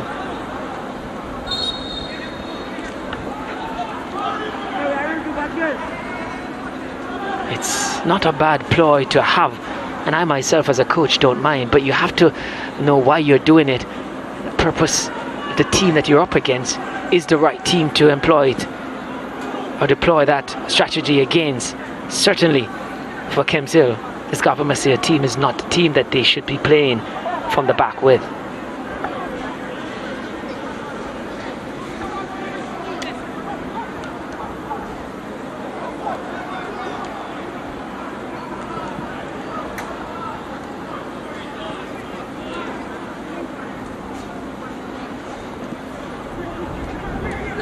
Here's the substitute, Jelani Williams. Heads forward with Lawrence ahead of him. Lawrence goes for a shot from distance. Again, the goalkeeper not comfortable, but does well enough to keep that one out. This one lifted over the top. Williams takes it down and slots it home. It looks to be a handball. Yeah. I was looking for the call, waiting for the call. It's finally come. He's hitting the crest, the Garvey Maceo crest, saying that's where it hit. But I'm pretty sure there was no fabric where that ball hit. Well, high up, yes, but certainly looks to be a handball. And getting the benefit we see here, the slow-mo. Yeah, certainly a handball, clear. And immediately, Davis was appealing. Well, he's already done one better than Blackstock. Which is right, even if it is by virtue of using the hand. Myrie to Mundle. Mundle gets inside the box. Mundle, oh, that comes off the crossbar, you know. Seemed to have been the upright. It's very acute, but for Mundle to get that shot onto frame, did well. I was about to say, Mundle, this player has a lot of trickery. It's one of those wiry wingers. Sometimes he's frustrating because his finished product leaves a lot to be desired of. And maybe on that occasion, there are other players who said maybe he could have passed in the box, but I guess they were behind the play. Would have had to be a cutback to the substitute, who Williams, that came on. But on that occasion, Mundle felt that he has done a lot of work in this game and is very much entitled to an effort on goal. Here is Clark, dispossessed. Garvey Maceo, the champions, upping the work rate here. Kemps Hill standing firm though. Final 20 minutes of this opening encounter in the DaCosta Cup. Still all to play for. Yeah, everything in it to play for. Many felt that it would have been. I spoke to a few patrons before, and while driving here, said that they expect this one to be easy for Garvey Maceo. I don't think they know the history and the proximity with which these two schools exist or are located. Yeah, I think because of what has happened in recent seasons, and last year Garvey Maceo comfortably won this fixture by 3-0. So a lot pointed to this one being a comfortable victory for Garvey Maceo. But when you listen to the Kemps Hill contingent coming into the match and coming into the season, I think coach Dwight Smith, who has been there since 2012, feels as if he's put together a good unit this year. One of the things he spoke about is that the boys between 2012 and 2016, when they consistently got to the second round and got to the quarterfinals once, that those boys were hungry. And I think he feels he has a group of boys who are similar in that regard, really ready to leave it all out there. Well, that much we've seen. They have spirit. They have not laid down. Blake, left-footed shot is weak, but even so, it gives Raheem Reid trouble. And he's gotten himself into trouble and have just injured himself. And I don't think they would be too quick to get the substitute goalkeeper on if we are to judge him being the first choice goalkeeper. You feel the second choice would leave a lot to be desired of, but you never can tell. Sometimes they rise to the occasion. But in terms of spirit, you're right, Ricardo, we're seeing that from them. So if the pronouncement was that they have a set of boys who have fight and spirit about them, well, we've certainly seen that. And I guess with this game being a derby game, it was never going to be a lack of that, lack of quality. Yes, at times in this encounter, with the substitution just being made here by Kemps Hill, their number 12 coming out, replaced by the number 17. Dr. Miller exiting the contest, and he's been replaced by Everton Roden in the 72nd minute. Yeah, so we'll see if there's any change in shape. I suspect not. Looks to be like for like. I just feel like they were getting a lot of joy, this Garvey Maceo team. Down the right side. Is also making his way into the contest. The number 19 for Kemps Hill. So a double change. And he replaces the goal scorer Jerome Donalds, who is also on a yellow card.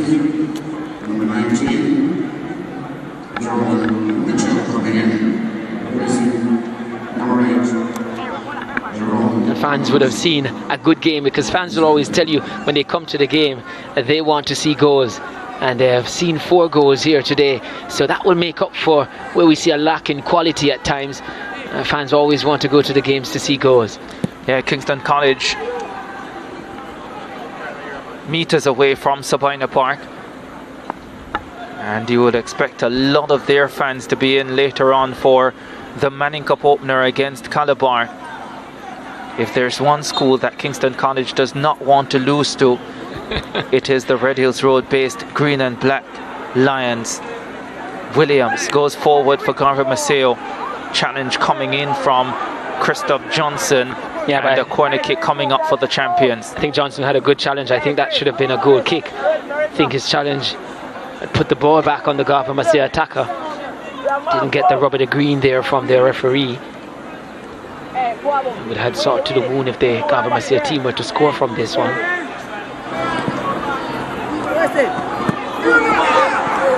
That wasn't far away. The substitute, Jelani Williams, going up for the header. Yeah, just mistimed that. I think he was on the way down when the ball got to him. Just have a look here.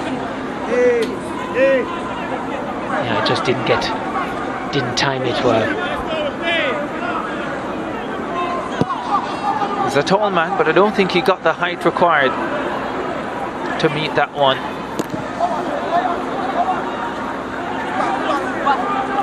'75th minute. Garvey Maceo unbeaten last season from their 12 matches, looking to make it 13 DaCosta Cup matches without defeat. That's a good run at any level, in any league that you play in, and certainly looking like they can do that and manage that today. They're not losing at the moment, and they look the more likely of the two teams to score another goal. But from what we've seen of Kemps Hill, can't write them off in this contest. Yeah, because at almost every stage of this game, Garvey Maceo have looked the more likely team to score, and somehow it's Kemps Hill who have gotten in front twice. Williams for Lawrence. Lawrence over the top for Williams. Williams, nice touch to take it away from the defender, but defender got back and got the clearance. Good work from Quincy Bryan, the 17-year-old. Yeah, good recovery there from him. Sometimes as a defender, you don't have to win the ball. Just a deflection or a poke away to dispossess is quite effective enough and just give your team the opportunity to regroup. Corner kick, 76th minute of this contest. 2-2, Garvey Maceo and the Kemps Hill here at Sabina Park. The delivery is a good one. The header not clear. They're struggling to clear their lines here, Kemps Hill. And finally it falls into what turns out to be very safe Raheem Reid hands. Safe hands. Well, that's good to hear. But the attempt at clearance twice from this Kemps Hill team was rash, and there was no composure in it. And again, Garvey Maceo for the umpteenth time got the first ball from a corner. Mundell is taken out. Free kick coming up for Garvey Maceo. Difficult to stop Mundell on the run. Just got there just ahead of Davis. And as such, initiated the contact. I still feel there's a winner in this one. I agree with you, but I still think it can come from either team. Garvey Maceo the more likely. Nevon Myrie stands over it. Gave his team the equalizing goal. Lays it off for Blake. And the hit shot well wide of the mark. I think to save his blushes, I think he's blaming the referee that he ran across this path and would have loved to have struck that one a little earlier before it ran across his body. But Reid there would have been grateful for the position of the goalkeeper, and as such would not have any need to have an attempt on goal.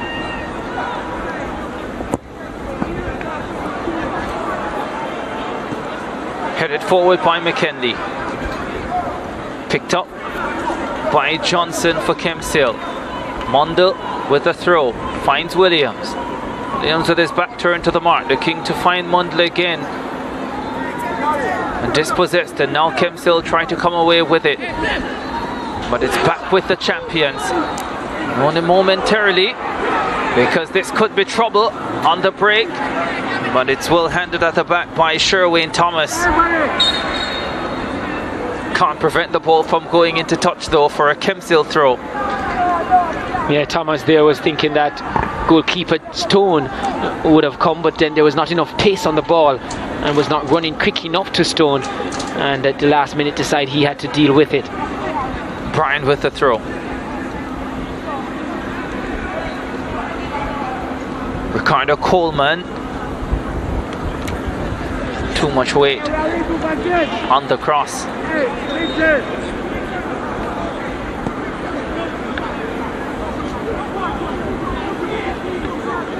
McKendy. Oh.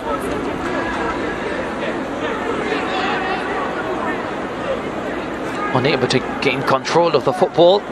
Throw coming up for Kemps Hill. 80th minute. The next scorer could be the winner. Burton gets inside the box. Second touch, maybe even the first let him down. Lawrence now for Garvey Maceo. He's dispossessed.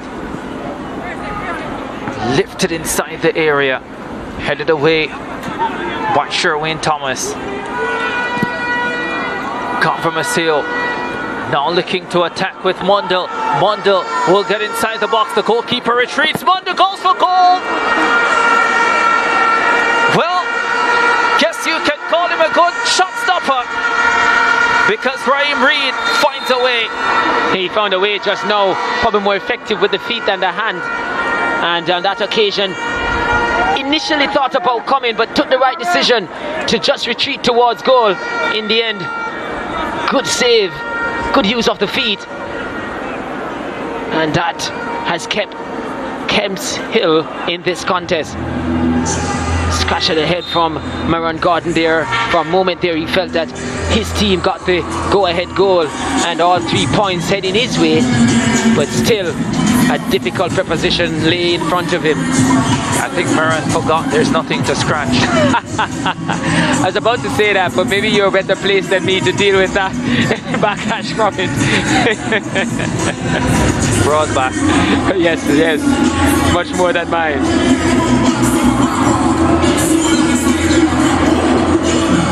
Kingston College players over on the far side as we get to the closing stages of this opening DaCosta Cup encounter here at Sabina Park.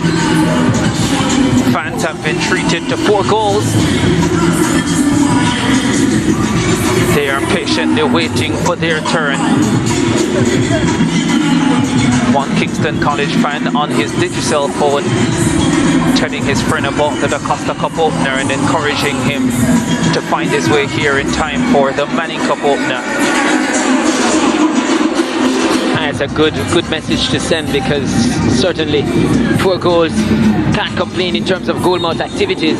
Could have been a lot more by way of Garvey Maceo. It has been an entertaining contest, and one where Kemps Hill certainly not done themselves any harm. In fact, their heads will be held high no matter what the final result in this one. You must think though they will be bitterly disappointed if they don't get anything from this one. Shift inside the area behind all the attackers.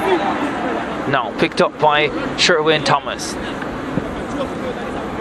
Myrie. Oh, lovely take. The shot saved. Always giving up a rebound opportunity, isn't he? Raheem Reid in goal. Yeah, more like a shot stopper, as you rightfully said. Technically probably not sound, but using his reflex there, or willing to put himself on the line in the way as a goalkeeper should. It's a good save again. In this occasion, didn't really give up an opportunity from the rebound, but you're right. A shot stopper always will have balls spraying all over the place, but that will do his confidence a lot of good. Oh, love the turn by Williams. Oh, this is good football. Oh, brilliant challenge.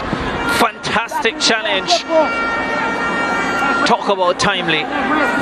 Yeah, that was good timing there. Needed to have made that challenge, had to get it right, because anything else and then you feel the substitute would have been bearing down on goal. And Williams probably would have fancied his chances.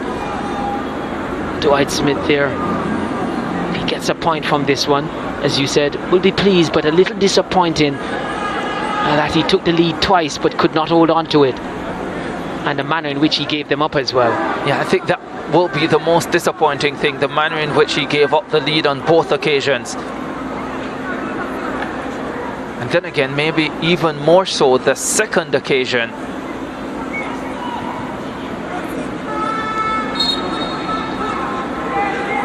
They'll be pushing for the winner, Garvey Maceo,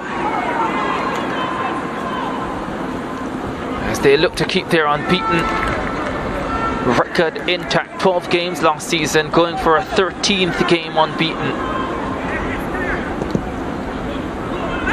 Not unusual for them to go through the group phase of the DaCosta Cup unbeaten. So they could really extend that. But they too would be disappointed as well, because I feel they came into this contest with the Tigers defending champion, looking to really put on a show in this first encounter.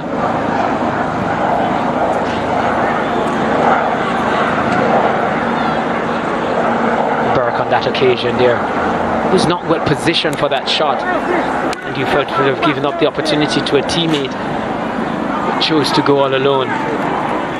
It was a weak effort. The game winding down, and you're looking at persons who have stand out in this contest.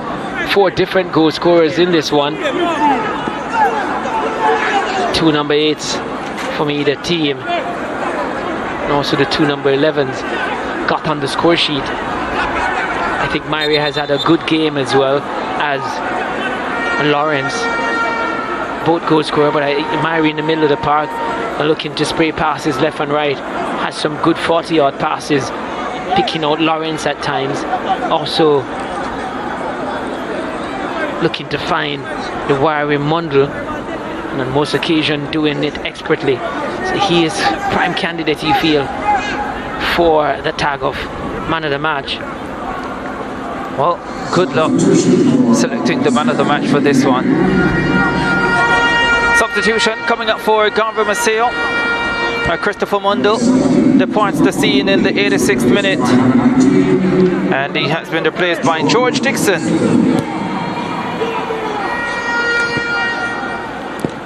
I think Mundell has a decent game, was a threat all game long. Just as I said, as the season go on, I think Coach Gordon will certainly look to improve his end product, but at the moment can be a weapon of choice.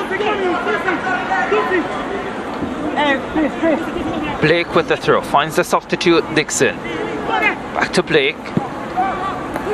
Gets the cross in, it's a good one. The header is wide from Lawrence. Yeah, threat all game long. Lawrence always an outlet for this Garvey Maceo team. So like I say, both him and Mario are the two players from Garvey Maceo that I think would be in the contest for a player of the game. Finished beautifully with his right foot when he had his opportunity to level at 2-2, but with the head not as effective on that occasion.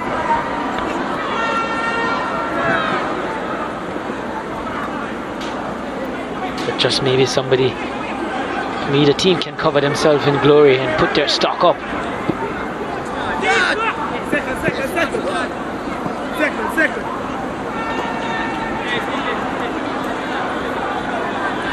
Not a lot of time left in this one.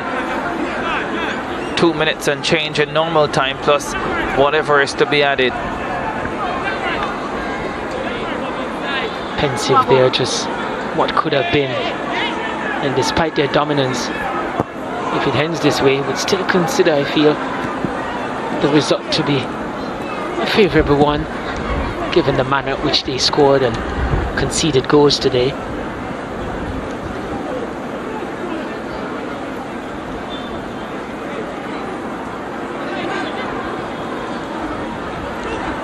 Clark for Garvey Maceo. Hanging on to him tightly there. That's good defending.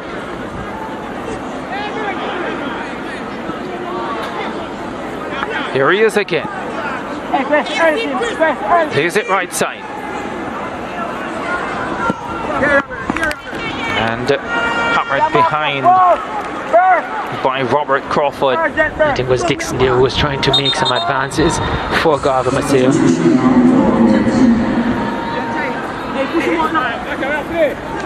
Kemps Hill was about to make the substitution, but the basic rule in football, you don't make it while defending a corner. Corner kick coming up. Cleared away. Well done. I think he has been one of the better players for this Kemps Hill team. Now they have possession, Kemps Hill.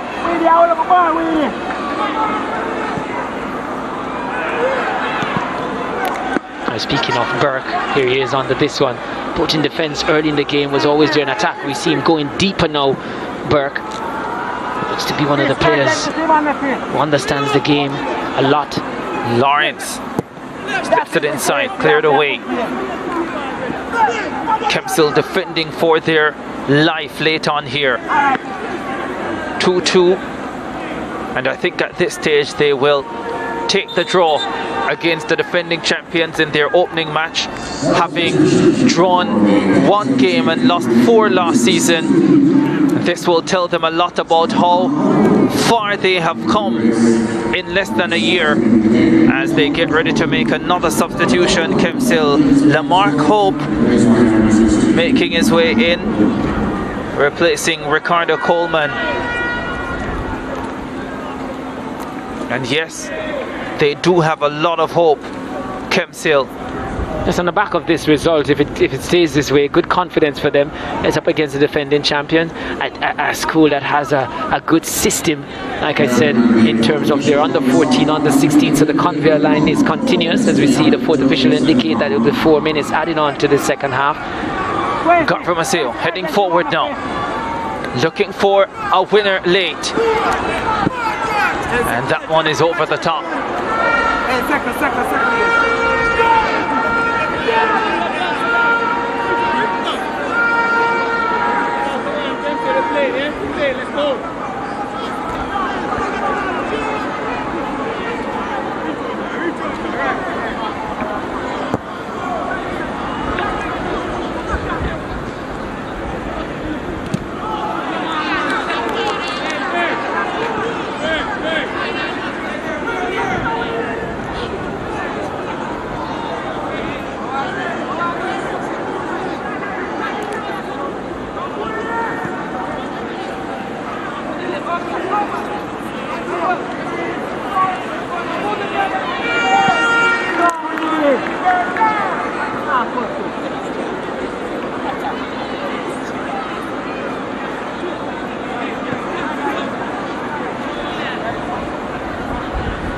We're into 4 minutes of time added.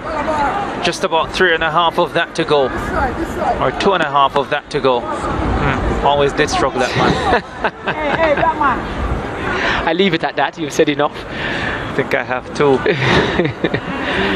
But yeah, in terms of, I did speak to the players that the 11s and the 7s and the 8s from both teams scoring here. And as the game wore on, I felt for Garvey Maceo, their number 8 is doing a very good job out there in Myrie.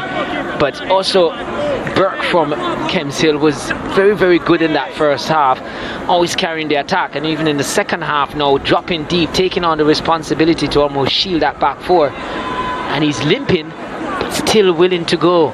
You see him looking to just get the ball going forward, so he's my pick for man of the match as well.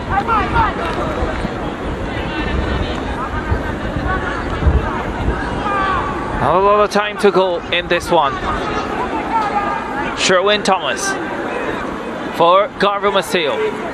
The champions looking for one last burst. Williams has possession. Cuts it inside. Lawrence. And Clark can mix up in communication there. And now Kemps Hill can come away with it with Conroy Burke. Runs into traffic. Loses possession to Delana Thompson. Now Lawrence.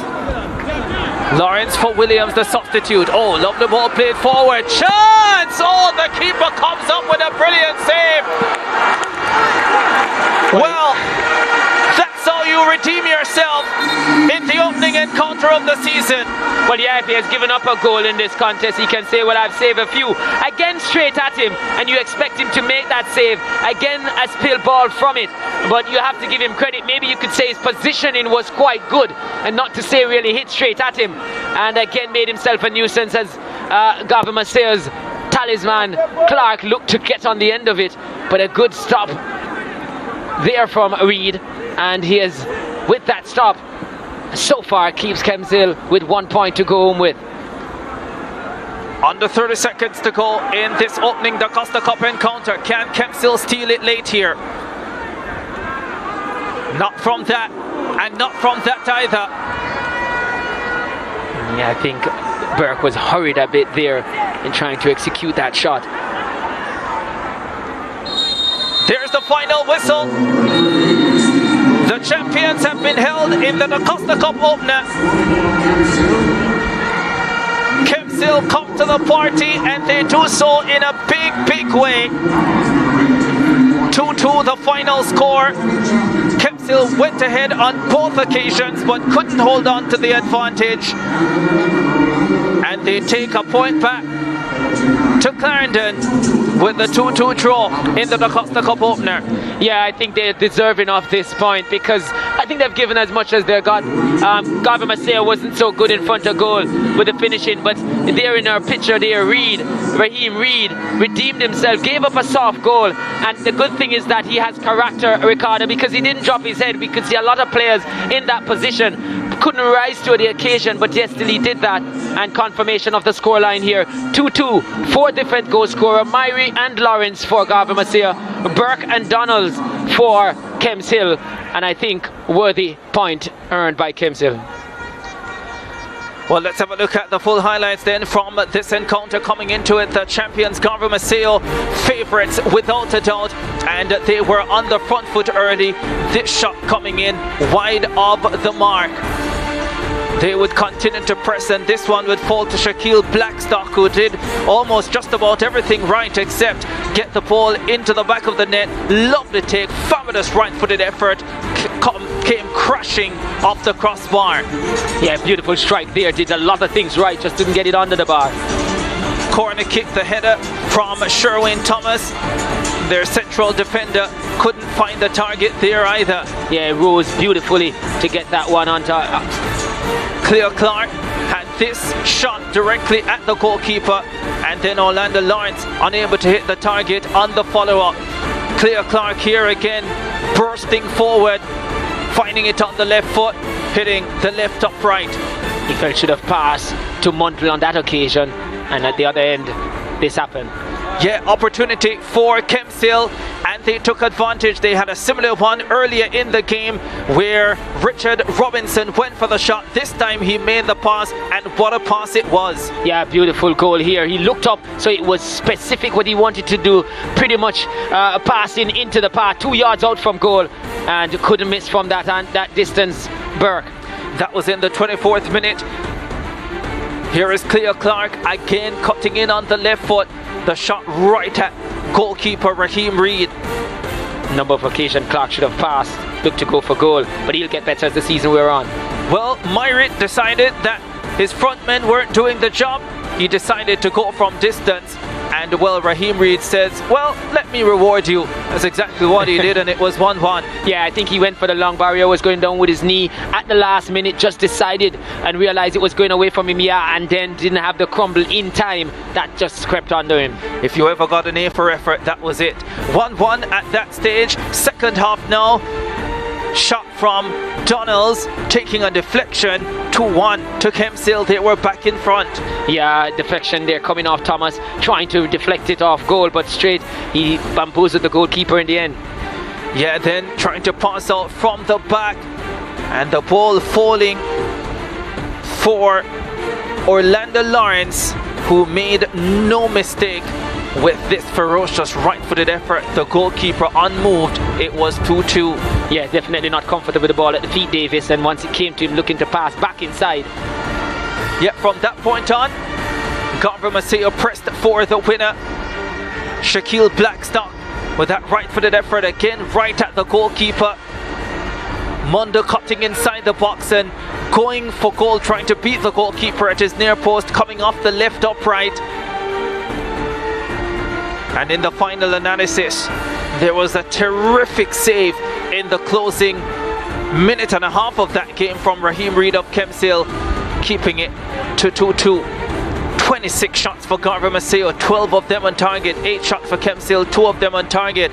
There are 2 shots on target though, getting them goals. 8 fouls committed by Garvey Maceo, 6 for Kemps Hill, just 1 card in the contest, a yellow card for Kemps Hill, 5 corner kicks for Garvey Maceo, 2 for Kemps Hill, 54% of the possession to Garvey Maceo, 46 to Kemps Hill.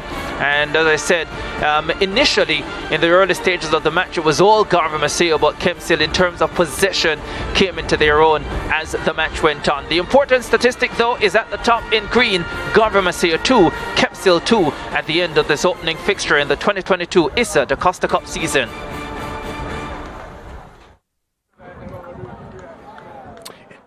Yeah, so we're here with the man of the match, Conroy Burke from Kemps Hill. He will be presented with a trophy from SportsMax marketing manager Natalie Campbell, and goal scorer for Kemps Hill. I'm pretty sure that you are happy with how you played today. Yes, sir. It's a great game.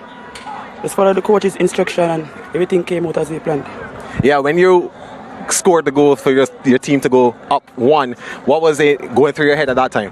Well, it wasn't what we, so I'm happy, very happy. All right, well done to you and your team, and we'll see you for the rest of the season. Yes, sir. Thank you. All right, so let's have a chat now with the coach from Kemps Hill, Dwight Smith. Coach, let's start here. You would have found now that the counter-attack is one of the strengths of your team. You would have scored both goals from a counter-attack. What can you do to ensure that it is tweaked enough for the rest of the season? Well, we work on a variety of things in training, Counter-attack is one of the main things we looked at. Knowing the quality of our team, knowing the strength, so we have to play to our strength. So we will, if it needs to be that we need to tweak in terms of the counter-attacking play, if we need to pass around the ball more, then we'll do it, as each match has its own merit. All right, so you're on the points table, 1 point, of course, probably your hardest game of the zone. What's the trick from here? Well, we treat each game as they come, each game in stages.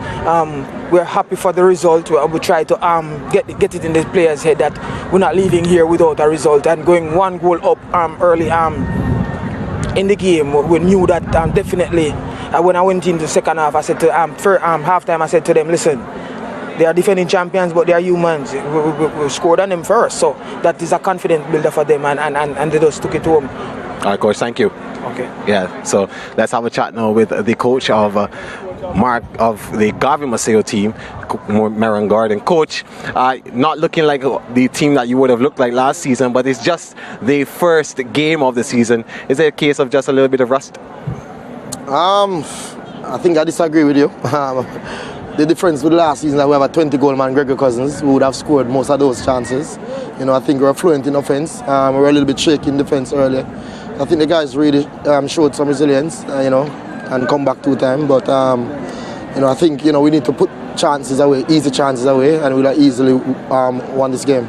I heard some comments about Cleo holding on to the ball and taking most of the shots, but when he did cross the ball, there was nobody there to collect. What do you have to say to your team in order for them to step up and take charge of and build confidence to score goals? You know, I think I need to revisit the tape, you know, to really assess what was going on offensively. But as I said earlier, I think we created a number of easy chances, like a 1v1 with the goalkeeper. You know, but that's off the Kemps Hill team. I think they did really well. I think the goalkeeper should have been the man at the match because he made some tremendous save. But such is football, you know. I keep telling people about our zone. Our zone is tough. You know, it's not easy to never walk over, you know, and especially during Clarendon with a lot of quality teams. All right, Coach, thank you. We'll see you for the rest of the season. Yeah, man. Respect. Yeah, so that's it here from half-time. Well, from the first game, done and dusted. Garvey Maceo and Kemps Hill drawing 2-2. We'll take a break. When we come back, the second game, first game of the Money Cup.